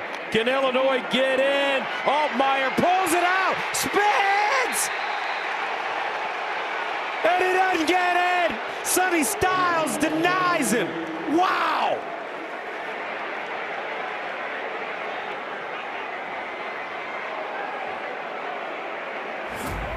This is unbelievable.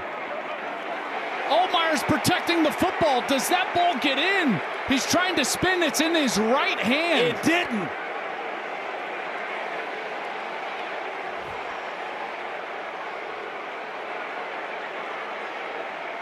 I think Brett Bielema is going to want another look at this. The fact that the ball's in the right hand, it's not over the goal line, and so when he's down, it's short of the line to gain. I think that was a good spot by the official. So they'll take a look. Coach B. Replay will look at the previous play. The ruling on the field was short of the line to gain. Gus, how do they do this at the goal line? It's wild. And we saw this last year. Yes, time and time again. This is the second down play. Beatty spins around. He's short. The left forearm goes down. Then on 3rd down, Altmaier is out here, same side of the field. And there's Sonny Styles. And because that ball is in his right hand, when he actually goes down right there, it's short of the goal line. We do have a camera, a cart cam that's right there down the goal line, but it was being blocked. That's the best look they're going to get, and there's nothing that's going to overturn the call on the field from the looks that we're seeing right now.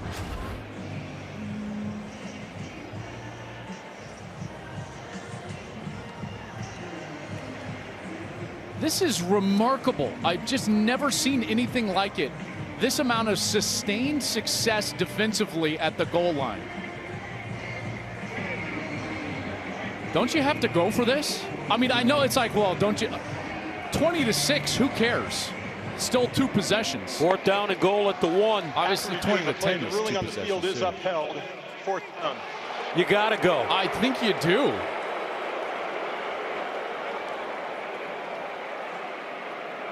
I mean, they can't do it again, can I mean, this is... I would get in the same formation. I would send 3 wide receivers over to the right side, and I would let Luke Altmaier, kind of like the 3rd down play, have some sort of quarterback read in the run game, maybe even lead a tight end in front of him. Cannot false start. They did that last time they were in this situation. All right, here we go. 4th down and goal at the 1. Aiton Lawfery in the backfield, out of the offset eye. They pitch it to him, and they'll get it. Woo! Illinois. Hank Beatty with the pitch. Great call by Illinois. Now that is an unbelievable design right there. You hand it to Beatty, he's in the backfield, and then he executes an option out to Lawfery right there. The handoff option play. Of course they have that in the playbook. They walk into the end zone. Boy, it was tough, but they paid it off. 12 plays, covering 75 yards. The Illini score to open the 3rd quarter. First rushing touchdown allowed by Ohio State this year. Extra point is good. 20-10. Folks, now we got a game. Illini with confidence. Coach B, here we go.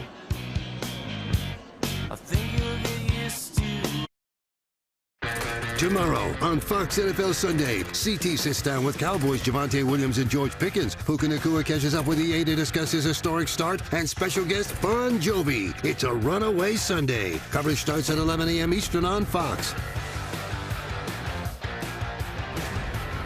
All right, 20-10. Ohio State on top of Illinois. But I love that last play. Yeah. You looked at Matt Patricia on the sideline, and He was like, well, I don't see that being a bet. you got me. So here's Ennis. And Brandon Ennis hopping forward. And he'll give Ohio State some great field position. So, you know, Gronk's got to, now that he's on the pregame show, he's got to pronounce all these hard names, Joel. Check this out. Watch this. And you got to give a credit to this rookie sensation wide receiver out of Ohio State, Emeka Egbuka, going for over 100 yards. Emeka Egbuka. I'm getting confused. I don't believe any of that Gronk shtick. I think he's like a Mensa person. And that's an act. Oh, well, he's going to have an easier time. All the way to the bank. When Jeremiah Smith gets there. Yeah, be better. Time. Emeka Egbuka. Hey, you know what, Gronk? I resemble that remark. 1st down and 10 at the 37. Here's a handoff to Donaldson. And let's see if that last touchdown ignites this Illinois defense. Yeah, they've got to come out. And they've got to, one, stop the run on 1st down. Okay, check. Well, now you've got to make sure that you're not allowing a big play over the top. They've done a nice job keeping their safeties deep, not allowing these wide receivers to get over the top. Loss of 1, 2nd down and 11. Sayin over the middle. Oh, he's got his tight end on the seam route. Max Clare. Big throw, 24 yards. He's like the lost guy in this offense. Transfers in from Purdue, where he was a 2nd-team AP All-American. And at least in the preseason, like, this guy is a great player and got one-on-one and made him pay. 1st down to the 42 now. And the handoff to C.J. Donaldson. James Thompson with the tackle. Every week, Max Clare gets a little bit better and more integrated into this offense. Last week against Minnesota, he had 5 catches for 63 yards, and that was a big completion right there on 2nd down. Looking like a young Brent Jones, the legendary San Francisco 49ers 3-time Super Bowl winning tight end. 2nd down and 8 at the 40. You worked with Brent. That's right. Worst days of my life. Here's the handoff, Jackson. And Akis with the stop, gain of 3. Another chance here for Illinois, trying to get off the field. You know, where Ohio State has had success is versus soft coverage on the outside, just throwing it out to Jeremiah Smith or Carnell Tate on those short underneath routes on the outside. I wonder if Illinois will maybe put a safety over the top and allow these corners to play tighter coverage on the outside wide receivers. Jeremiah Smith, the receiver at the bottom of your screen, number 4. He's got bump coverage in one-on-one. This might turn into a fade. 3rd and 5. And some movement on the left side. This may go against the Buckeyes. Before the snap, timeout Illinois, their first of the half. It will be 30 seconds in length. So a timeout called by the Illini.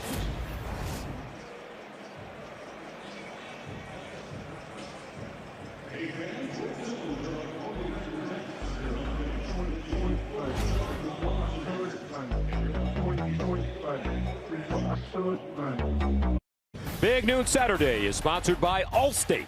You're in good hands. Welcome back to Champaign. 20-10, 7:54 to play in the 3rd quarter. Turned it out to be not just a good game, folks, but a great game.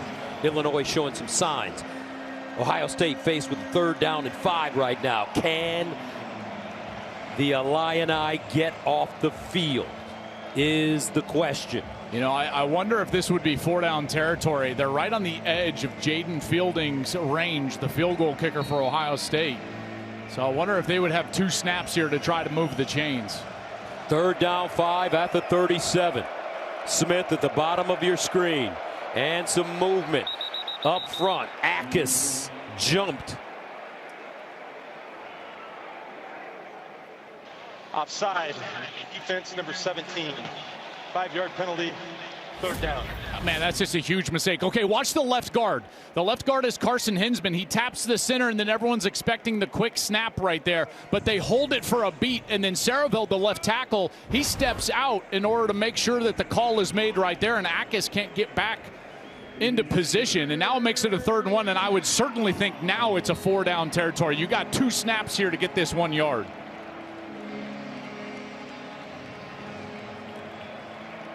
Third and 1 at the Illinois 33. Sayin looking, flushed out, on the move, complete.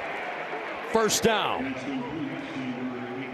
Will Kazmarek, a gain of 7. Well, they get pressure from the interior, but watch Julian Sayin. He does a great job eluding the pressure, gets out of the pocket to the right, and then finds his tight end, Kazmarek, for an easy completion and a 1st down. I tell you, the poise for Sayin really jumps out to me just because he's such a young player.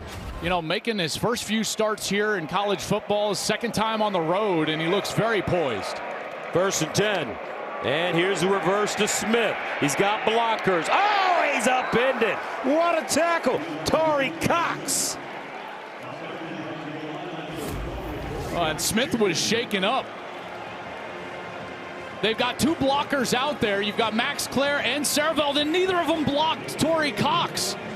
He just splits the 2 blockers, and he's able to get after Jeremiah Smith, who landed awkwardly. Watch, he kind of gets his back bent. He lands on his face, and he went off to the sideline quickly after that, and they're attending to him now on the bench.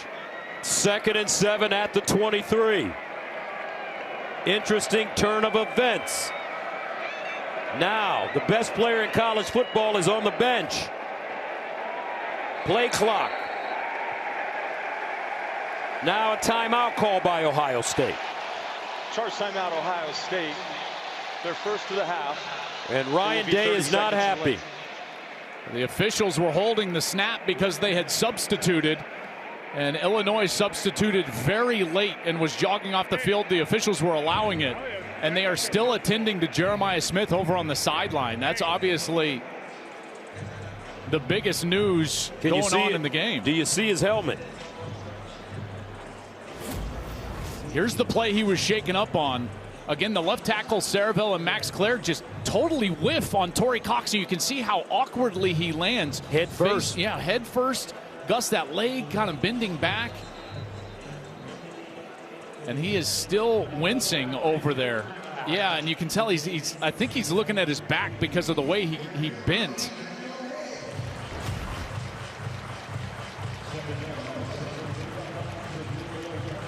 Well, that's now becomes easily the biggest story of the game so far, and possibly across the entire country. This is a different team without that guy on the field. 2nd down and 7 at the 23.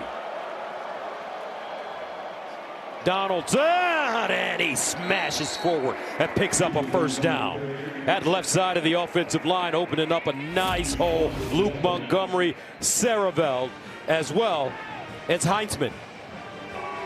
Got to include the tight end, Kazmarek, a good block. Phillip Daniels pulls around from the right tackle position.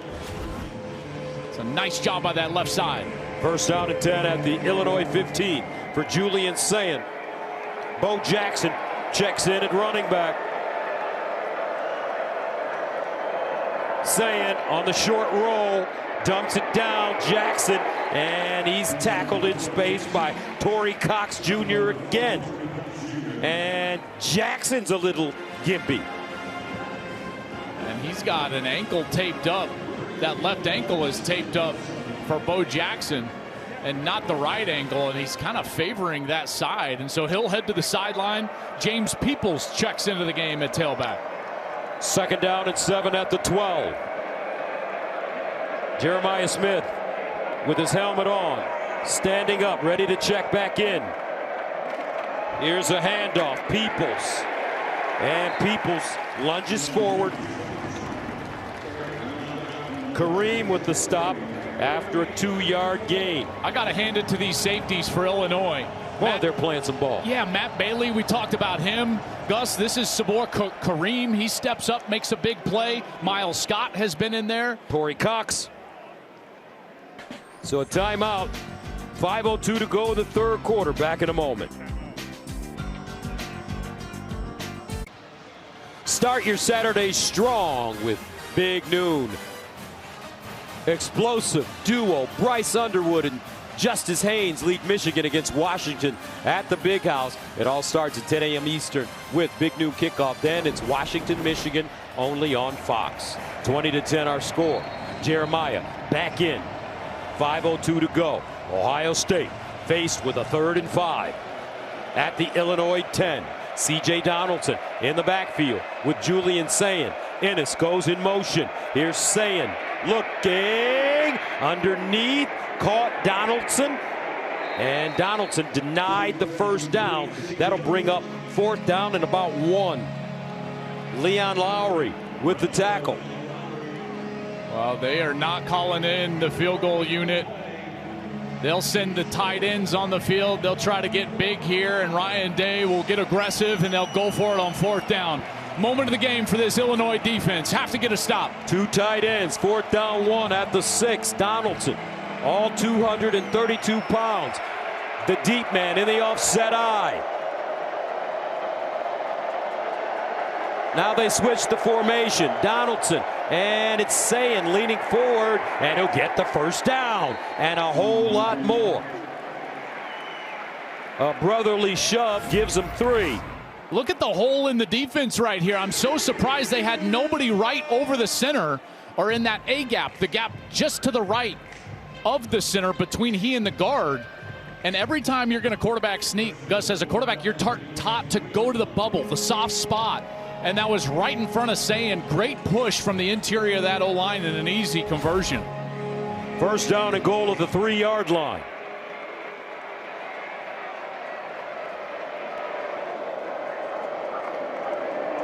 Donaldson runs into a crowd. And he'll get to the 2, maybe even the 1, depending on the spot. Boy, it's just been so methodical for this offense. Not a lot of big plays. We haven't seen them throw the football down the field all that much.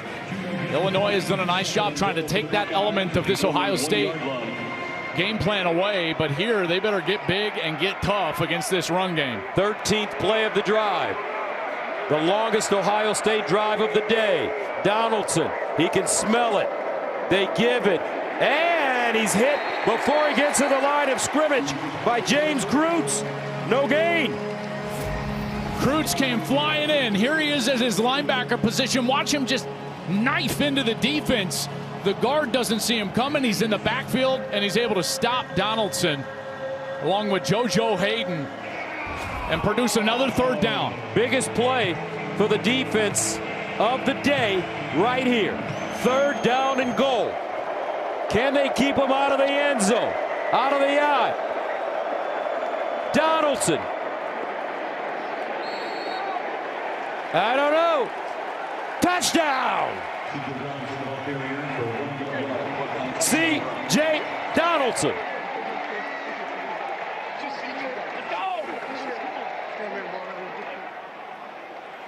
Boy, he got a great block from the tight end, Nate Roberts, who's coming around right here from the fullback position. He's going to kick out, and then as Donaldson makes contact, he's going to spin back to his back and just get across the goal line for a touchdown.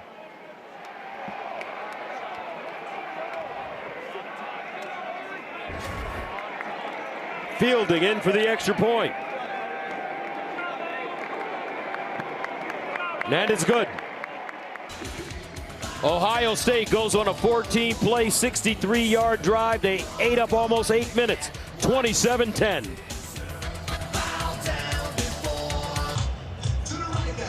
And welcome back to Champaign. I know everyone's been watching Jeremiah Smith so closely. You guys saw him. They were obviously looking at that low back. Now, he normally always sits down with his crew. He was quick to stand up, clearly a little bit uncomfortable with that low back as he is now on the bike.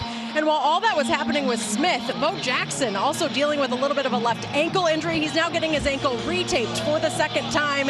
He's dealing with something as well. Both do have their helmets and are available right now, guys. Just love to watch the medical staffs take care of these players. They do such a wonderful job, and they can do it quickly when they need to. Yeah, that's exactly right. And just as a former player, what their work is, it's tireless, it's thankless, and yet it's so necessary to keep you on the field. So Luke Altmaier and the Illini will come on. Flag on the play. Offside. Kicking team number 39. The 5-yard penalty be added to the end of the kick. First down, Illinois. All right, well, you take stock in, all right, what's been working for Illinois? If you're Barry Lunny, the offensive coordinator, what's been working is high-tempo spread offense, letting Luke Altmaier be the point guard. You're 17 points down to a team that has given up 10 points so far, and that's the most points they've given up at any point this season. So what do? You got to stick with what's working. Let Luke Altmaier cook. First down and 10 at the 30. Altmaier. Screen. Lawfrey. And he'll be lucky to get back to the line of scrimmage. You talk about the intelligence, you talk about the intelligence of this Ohio State defense. You see it, they seem like they always know where to go. Well, and the other part of it is they can change positions. You know, for Matt Patricia, Caleb Downs can line up as a linebacker, a free safety, a corner. They can just interchange at any moment. Second down and 10. And Altmaier has it stripped. Ohio State has the ball. Jermaine Matthews Jr. punched it out. And it's recovered by Caden Curry. Third turnover of the day by Illinois. Well, he's going to come from this slot corner position, and here's the blitz. It comes from a long way out, and Altmaier never sees him. The coverage rotates, and right before he's trying to let go of that ball, Matthews is able to strip it out, and Curry is Johnny on the spot, and he's able to get the turnover for Ohio State. Another short field for this offense for the Buckeyes, and another mistake for Illinois. We've seen several today, and Matt Patricia dials up that blitz from Jermaine Matthews. Remember, he's playing that slot corner for the first time this year. Lorenzo Styles is out. Jermaine Matthews, normally an outside player, moved inside and comes in and gets the strip sack for Ohio State. Matt Patricia, a mathematician. That's what he got his advanced degree in. First down and 10 at the 24. For Sayin. He'll throw it. Sayin. And incomplete. Bo Jackson, the target. I was just going to say, you can tell Bo is not right. You know, it comes out, tries to burst, and he's going to jog off the field, and Peoples will go on. So clearly battling that left ankle. And I tell you, Illinois is making them earn it. They're not giving up any big plays, even when they want to throw heavy play action pass. Very similar to the game plan that Washington used defensively. And Washington's defensive coordinator, Ryan Walters, was here at Illinois. And Aaron Henry, the defensive coordinator here, was an understudy of them. 2nd down and 10 of the 24. Sayin guns it to the sideline, and it's caught. Carnell Tate. And he'll get close to that 1st down marker.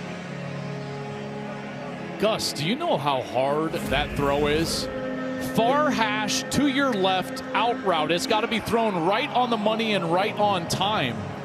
Beautiful throw and timing from Julian Sayin, and a connection with Carnell Tate. Carnell Tate, what an impressive young man. 3.7 grade point average in the sports industry major at Ohio State. He's also into real estate. He's starting to flip houses. He said, Joe, though, just on a low level right now. Eventually, I'll do apartment buildings and shopping malls. Here's a handoff. Donaldson, 1st down. Our kids are so amazing. And these Buckeyes are showing that they're amazing as well. There is a flag that has been thrown. Yeah, Jeremiah Smith, and it looked like, I think that was Juice Clark. They were tangled up after the play. After the play was over, unsportsmanlike conduct on both teams. Offense number 4, defense number 6. The foul's canceled. It is 1st down. Here it was on the outside, and they're tangled up like this. And did you see the strength of Jeremiah Smith at the end? Remember, I told you earlier, Juice Clark has followed him around all day. So every snap, he's annoyed. These two are going at it. He's like a little brother. That's right. That's right.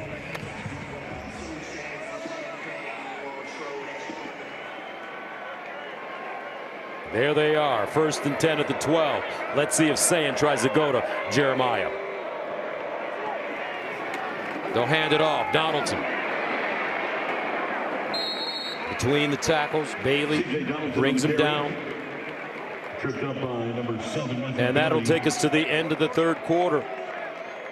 Ohio State starting to put it in high gear now, led by their defense.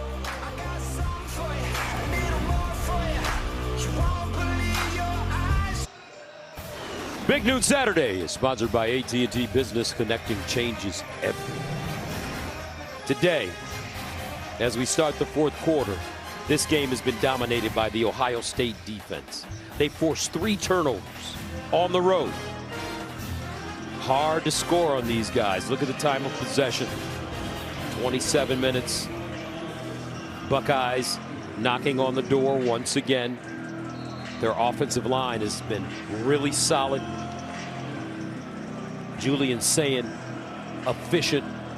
17 of 24, 161, a touchdown, no picks. 2nd down and 6 at the 8.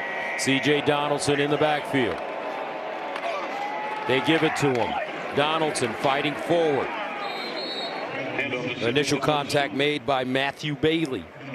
I think one of the things that I'm so impressed with is the balance with which they can attack you. You know, we've seen potent offenses with great skill position players before, and Gus, they get impatient. They try to take shots, but this offense, they say, all right, you want us to snap it 10 times to score? Great, that's what we'll do. You want to give us a big play? Great, we'll try to take that as well. And it's the methodical nature with which they play that I think makes it so difficult to try to stop them. As you can see, very balanced, 30 rushes on the day. 3rd down and 1 at the 3. Inside handoff.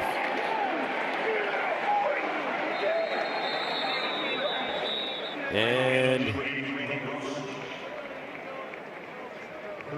should be a 1st down. Nate Roberts was the carry, and it is a 1st down.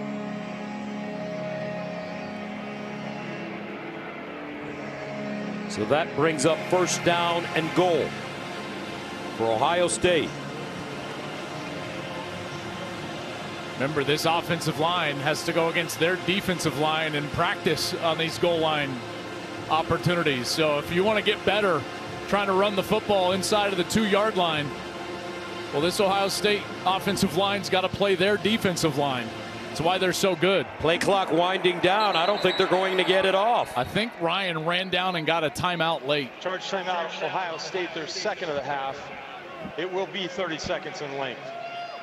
Ryan Day, let's talk about him. I think you have to give Coach Day so much credit for what he's built. No, first of all, let's say this. You have to give Urban Meyer a lot of credit for handing the program off to safe hands. But do we have to? Unfortunately, yes, we do. You're exactly right. But then when you look at Coach Day, though, to have the courage last year to hire Chip Kelly, a former NFL head coach, and this year to hire Matt Patricia, a former NFL head coach, 3-time Super Bowl winning champion. I just got to tell you, I wouldn't hire Al Michaels or Jim Nantz or Joe Buck or Kevin Burkhardt. Right. Okay? That's not job security. No. Well, it takes a confident guy, and think about what he's been able to do. Fastest in Big Ten history with 75 wins. He's got the highest win percentage of any coach in the history of college football. And he's put this program in a place that right now I think that you would have to say Ohio State is the preeminent program in our sport. And that's a huge credit to Ryan Day. First down and goal at the 2. Donaldson can smell it again. No, Sand will throw it. Touchdown, Jeremiah Smith. How simple can it get when you have number 4 on your team? Check out this release. Just a little inside move and then explodes to the outside.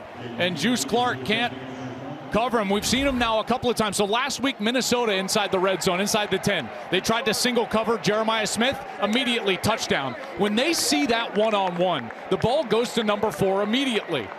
It does here today, and it winds up for a Buckeye touchdown. And you got to give Smith a lot of credit battling back from that back injury. He tweaked it back on the field, and he scores a touchdown. Ohio State, 21 points off turnovers.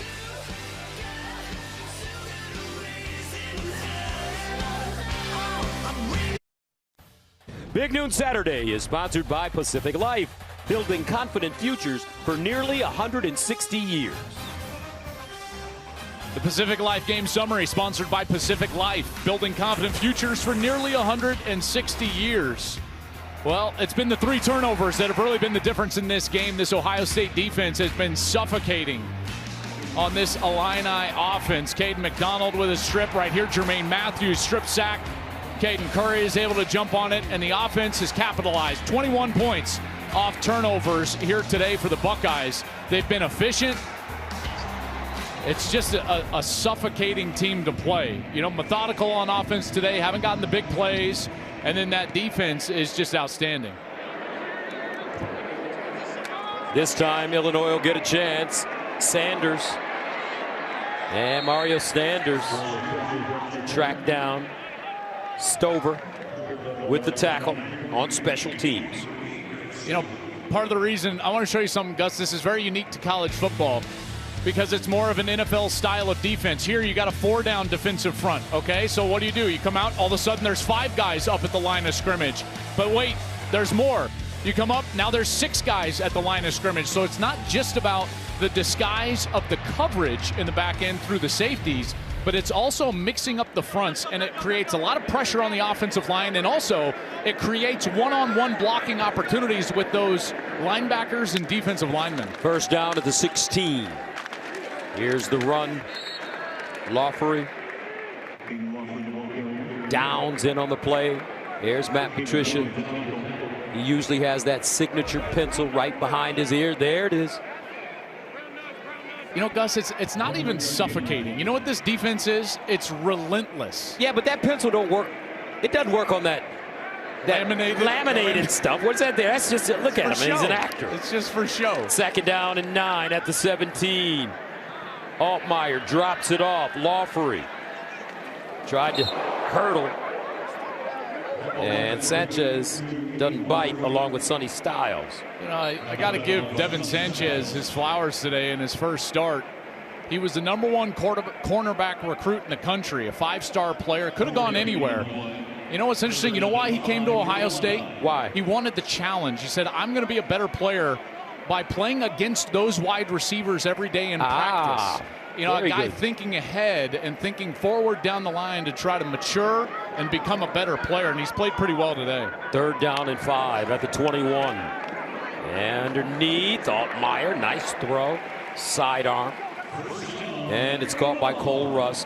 We asked Matt Patricia last time we saw him week 1 against Texas, when the players look in your eyes, what's the question that they're asking you? And he said, the question they're asking, I just want to know. Tell me, coach. Just like that. Look at Downs. He drops Hudson Clement immediately. Some feel that Downs is the best defensive player in America. Okay, so great defenders, and in particular in an intricate defense like this, they've got to be hybrid, a Swiss Army knife, if you will, and that's exactly what Downs is. He can play anywhere on the field. He's the smartest guy on the field, and I think the beauty of this scheme is that they allow him to play in the middle of the field more often. And oh, look at it. He's about to come on the blitz. Jumped offside. Flag on the play.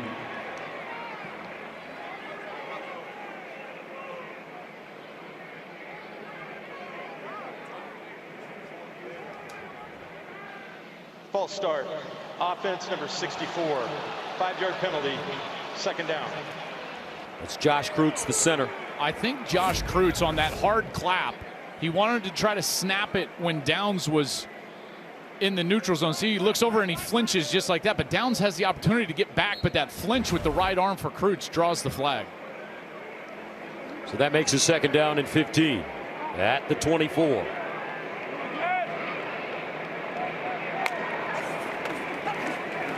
Altmaier out of the pocket, decides to run it, and goes out of bounds at the 30. 6-yard gain. I remember a couple of years ago watching a really good defense at Michigan. Buckeye fans, hold on for a second. I used to say that they felt like a boa constrictor. This one feels more like a pack of lions. It's like a pride of lions out there. They're so fast. Oh, they're fast. They're just hunting every single play. 3rd down and 9 at the 30. Altmaier under pressure. Almost intercepted by Igbinosun. Beatty, the intended receiver, and Illinois will have to punt. If you think about it, it's almost if we're getting ready to approach, or we're in the middle of a golden age of football here in the Big Ten Conference. Yeah. Back-to-back national champions. You got Ohio State playing at a high level this year, along with Oregon, Michigan. You think they may be able to be good. Indiana has been sensational. I can't wait for that game up in Eugene later today as Indiana goes on the road to face what has been a dominant Duck team. Dante Moore, the quarterback there. This ball fielded at the 25 by Ennis, and he's wrapped up and taken down. 45-yard punt, no return. Back to Champaign after this.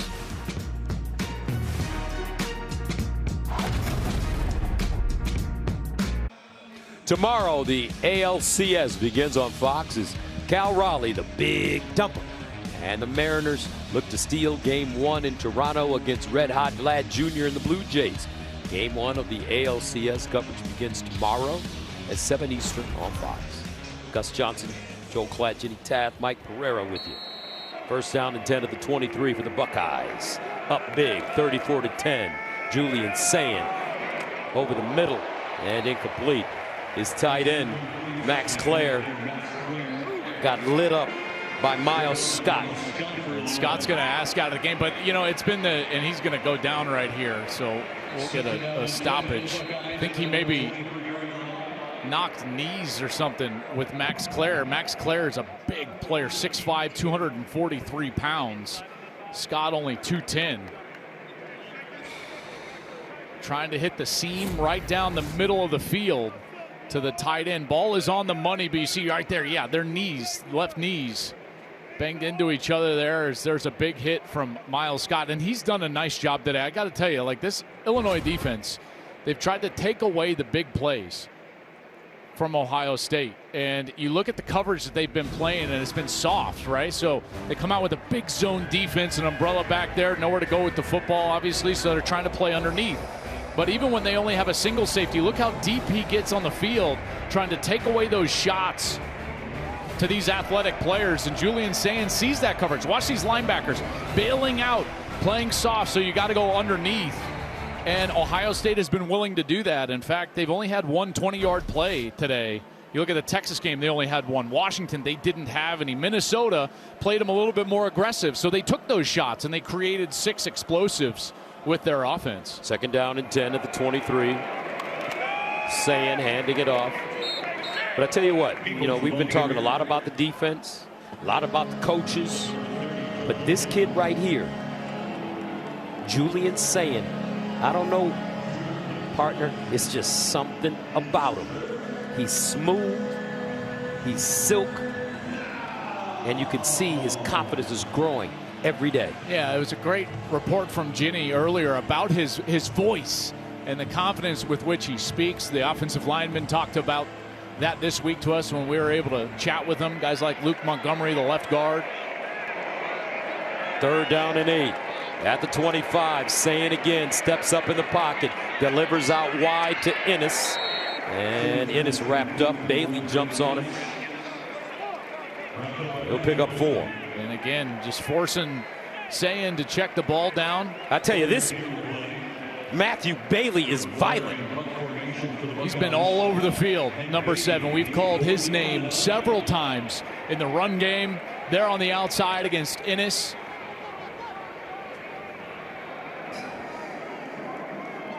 So on 4th down, they'll punt.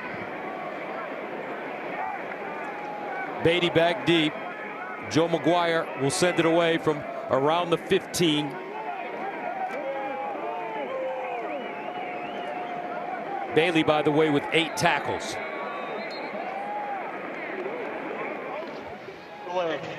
Delay a game called on the Buckeyes. Penalty, 4th down.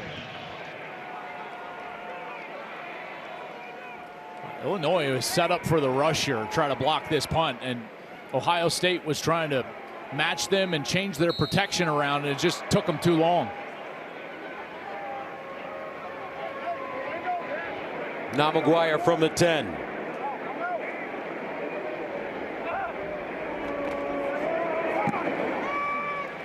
Pops it up. And fair caught at the 38. 38-yard punt. 34-10. Ohio State leading here in Illinois.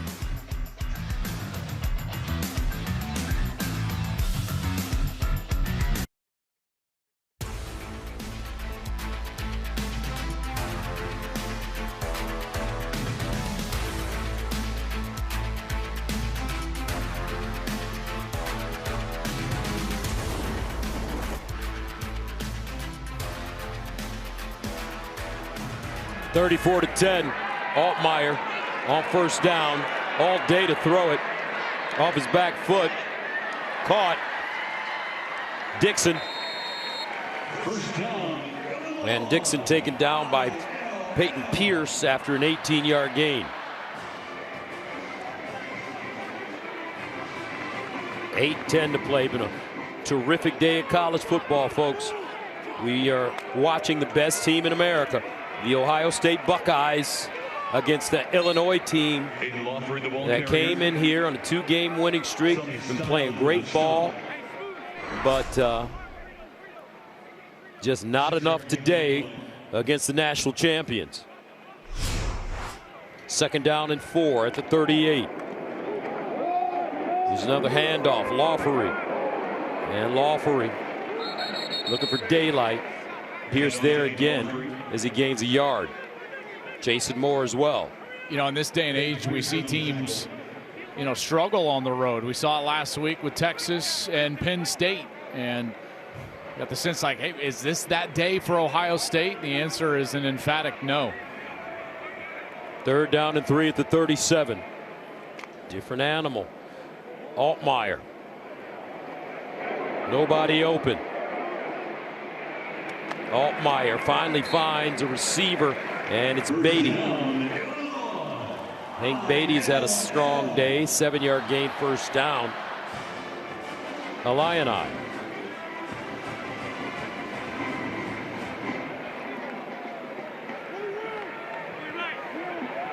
From the 30. Luke Altmaier. Checks it down again. Lawfery. Pass complete to Lawfery. Dropped by Aaron Scott Jr. He'll gain 5. Aaron Scott is another one of these talented young corners. Was one of the top recruits in the country last year, so in his 2nd year here at Ohio State. Bright future with he and Devin Sanchez. 2nd and 5. Altmaier out wide. And it's Anderson. Sonny Styles stands him up after a 4-yard gain. You know, all the talk about this defense, we really haven't had a chance to discuss how good their linebackers are. Sonny Styles, Arvell Reese. You know, these guys as a tandem are the best linebacker core in the country. 3rd down and 1. And Illinois will not get it. That's because guess who? Arvell Reese. He is so fast. And big. Can you imagine if he was chasing you, Joel? No, that's an immediate slide as he's chasing me down with his 4.5 40 time. Benches 410 pounds at 243, and he's 6'4". It's the length and the speed. Sonny Styles is 6'5". You know, this linebacker core, they're powerful, but they can run. 4th down, they're going for it.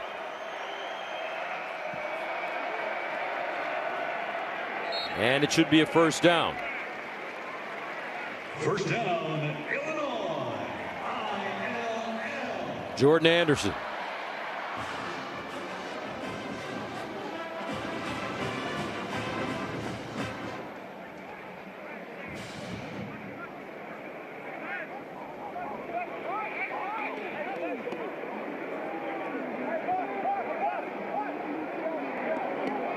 First down at the 19. Altmaier. Wings it. Incomplete. Flag on the play, though. Jermaine Matthews should be called for interference.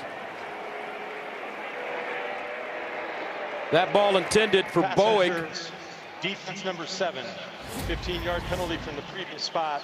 Automatic 1st down. Another one of these in the corner of the end zone. We've seen several. Brett Bielema has been arguing for this call all day long, and here Matthews just into the chest of the wide receiver Bowick, and he draws the flag. After the penalty, 1st and goal for Illinois at the Buckeye 4-yard line. So that'll make it 1st down and goal from the 4.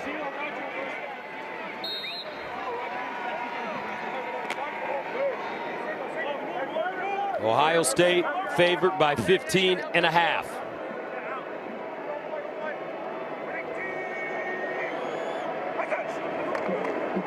They fake the option over the middle. Touchdown. Colin Dixon. Nice play.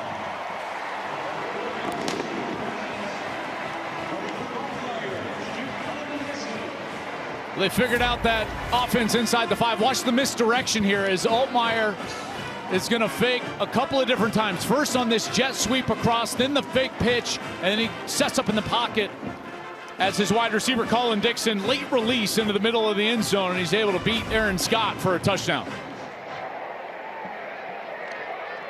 So Illinois electing to go for 2.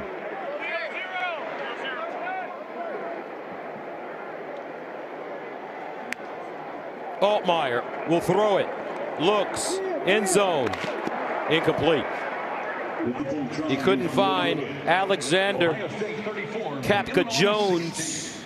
So it's a 34-16 game. with 4 minutes and 25 seconds left. You knew they would fight. You know, just don't know if there's enough time. You'd probably expect an onside here. Try to get the ball back if you're Illinois.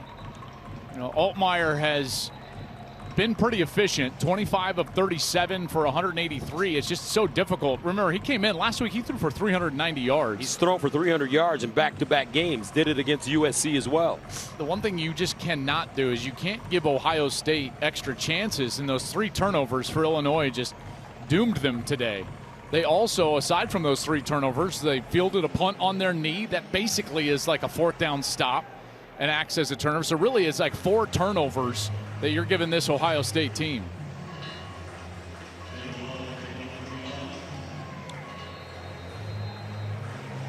So the onside kick coming. Olano. And looks like Ennis has it.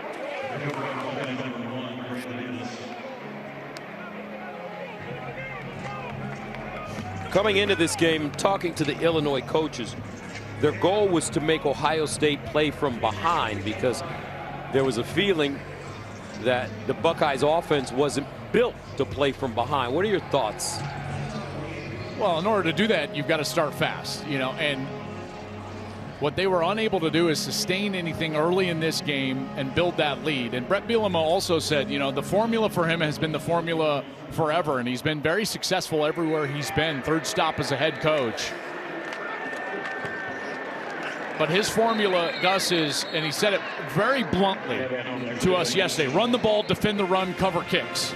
If we do those things, we're going to be just fine here at Illinois. But they were just unable to run the football and had to go into that spread tempo offense with Luke Altmaier as a point guard throwing it around because they couldn't run the football. In fact, only 2.2 yards per rush, 26 carries, 57 yards. Ohio State, you know, they didn't run the football in a dominant fashion. They're only running it for 3.2 a carry, but they've got 107, and they've been able to just kind of stay steady with that run game. 2nd down and 8 at the 43. And Isaiah West in the game now at running back for the Bucks. So let's take a look at the upcoming schedule for the world-famous national champs. Wisconsin on the road, Penn State at home. What's happened with Penn State? Man, I'll tell you what, that it's like Oregon beat them twice, you know, yes. And that hangover going onto the road. Allard tried to bring them back, unable to do so. But how about UCLA? UCLA putting it on Michigan State. So they've turned around on the road. But then, you know, as far as this schedule, and Buckeye fans, we know there's only one that you really want, and it's that last one, Thanksgiving week, the game, as you travel up to Ann Arbor. Big game for them today against USC. West. Wolverines on the road in Southern California. Yeah, that'll be a great game against USC, who's potent on offense. USC has never really been able to answer the bell since moving over to the Big Ten physically. You know, and they'll certainly have to play their best game from a physical standpoint against Michigan. You know, this schedule for Illinois, though, coming up, you know, I know it's disheartening. They got a couple of losses right now, but look at this schedule. And Gus, at Washington is a difficult game. Now, they do have a bye between that, so they'll be off next week. They've played 7 in a row here to start the year. At Washington is going to be difficult. Maryland is a little bit better, but that's an incredibly manageable schedule. So you look at that, and that Washington game becomes the pivotal game. There's still a path here for Illinois to get to 10-2, and if they can get to 10-2, you know, you're going to be in the discussion. I don't know if it puts you in the playoff, but it's certainly still a path to be in the discussion late in the year. What I fully expect to be a debate between several teams at 10-2 to get that last spot in the college football playoff. McGuire will send it off from the 44. Hank Beatty is the deep man at his own 10. This one should draw back. Nobody goes forward. Into the end zone for a touchback. Let's go downstairs to Jenny. Well, there's a fun story when it comes to the Bielema family, and that is Bielema's daughters and their love for this team. So a quick note, when we were catching up with Coach, he said he asked his daughters, what do you guys want to be for Halloween? Well, Brexley said, obviously, Luke Altmaier. So here's the thing. Those jerseys came in last night. The girls are ready. Brexley still has a mullet on the way, so that will complete the costume. We got to give a little love to their biggest fans out there. Obviously, Luke is so proud to be a part of this team, loves the Bielema family, and that, no doubt, is what it's all about at the end of the day, guys. And Luke Altmaier showing his loyalty to Illinois. He could have left during the offseason. A couple of schools offered him some pretty big money. Yeah, and, you know, it never wavered. Never even called Brett Bielema to try to match those offers. He just said, nope, I'm here. I don't know if that was a good idea. He's young. Why is youth wasted on the young? Oh, why would he do that? Teach Luke about leverage. That's called free agency. Come on, man. I'm glad he stayed here. Yes. You know, and showed his loyalty. There's no doubt, you know, that can be rare in this day and age of college football, but that's why they love him here. 2nd down and 11 over the middle. Nice toss and grab by Cole Rusk. 17 yards, and that should take us to the 2-minute timeout. And the reason I bring up that 10-2 opportunity is because of number 9. You know, with him at quarterback, they're not going to have to face this defense every week.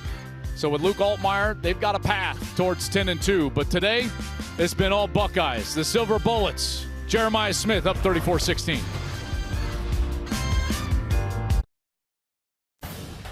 Big Noon Saturday is sponsored by Ram Trucks. Nothing stops Ram.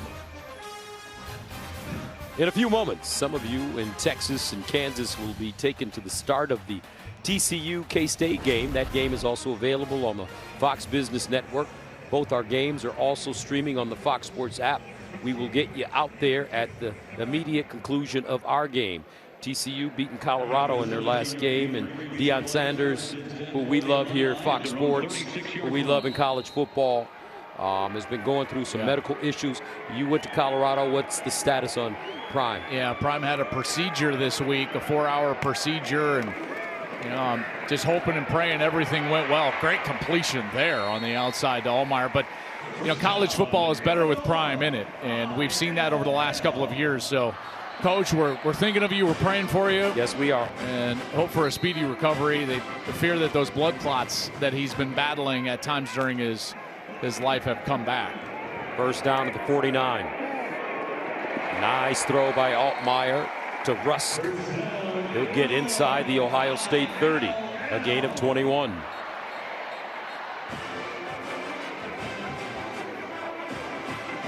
This team will never quit. You know that. Week after they lost by 53, they rolled out and beat USC in an emotional win. 1st and 10 at the 29. Altmaier, guess who? Bill Reese. Luke Altmaier sacked by number 8, Arvell Reese. Charger timeout, Illinois. Their final game, 30 seconds in length. What a ball player, folks, you're looking at right now.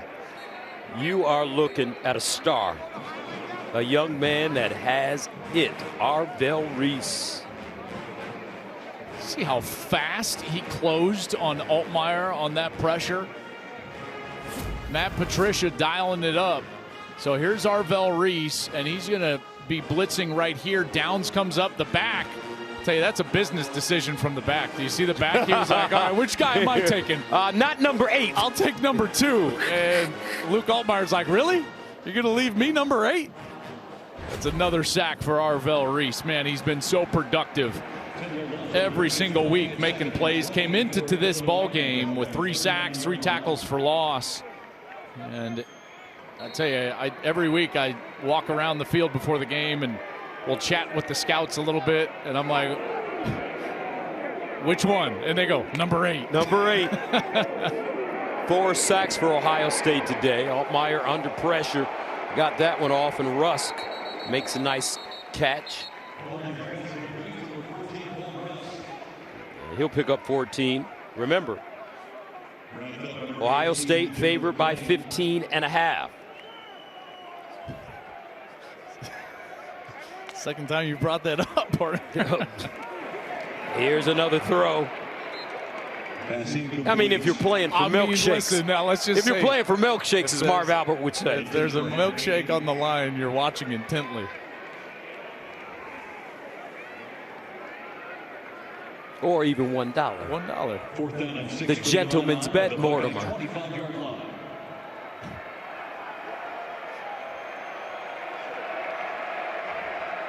Fourth down and 6. Illinois going for it.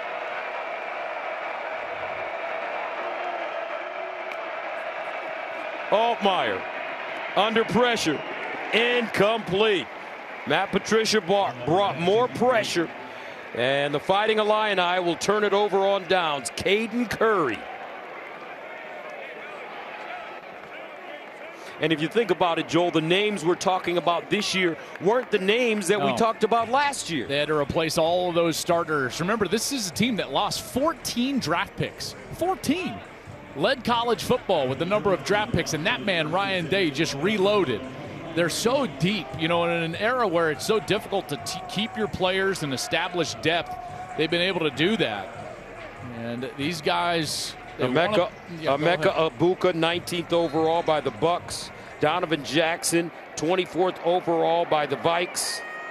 Tyleek Williams, 28th overall by the Lions. Josh Simmons, 30th overall by the Chiefs. Quinshon Junkins in the second round. Travion Henderson. I mean, the list goes on and on as you look at the standings in the Big Ten Conference. Yeah, and regardless, here they are sitting at the top of the table again.